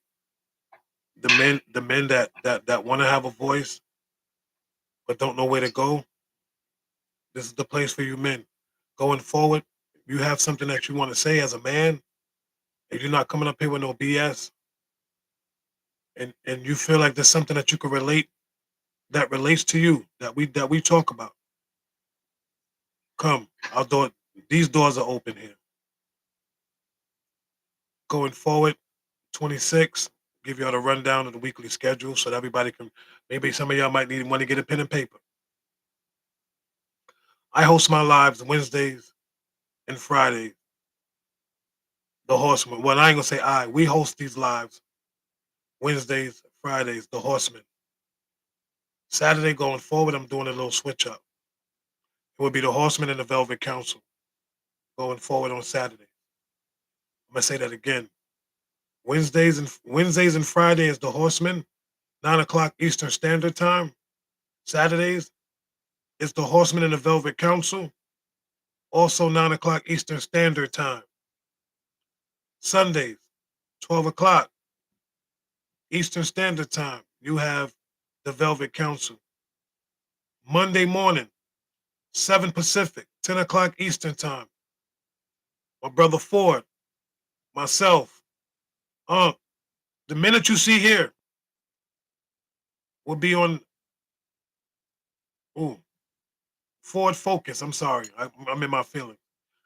It's called Ford Focus, where men hold men accountable with iron sharpens iron.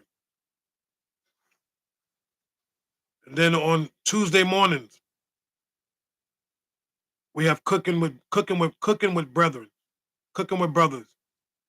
Myself, Mr. Ford, D Ford, and for any other brothers that want to pull up. It's breakfast in the morning.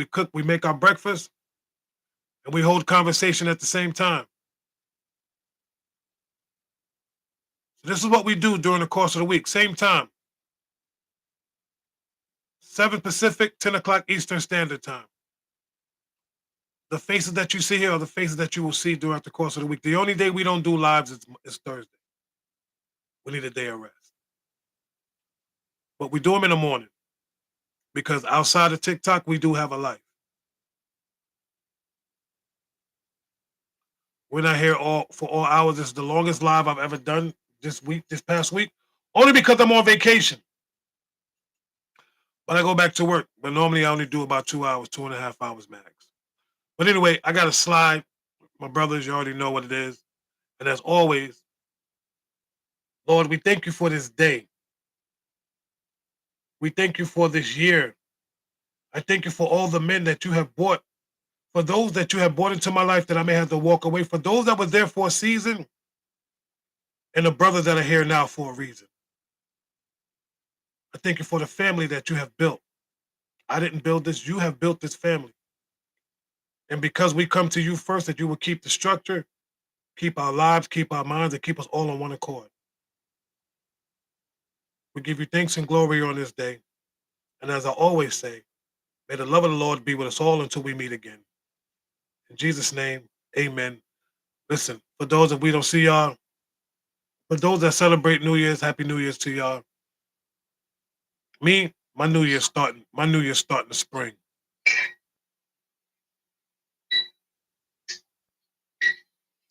Yeah, I'm gonna need for go on, get a little nap, bro. On me. Put it on my tab. You on mute, bro. Go on, put that on my tab. My day just getting started. Okay. No, go on, take a nap. Just put that on my tab, bro. Be nice. Be Listen, nice. man. Yo, my man.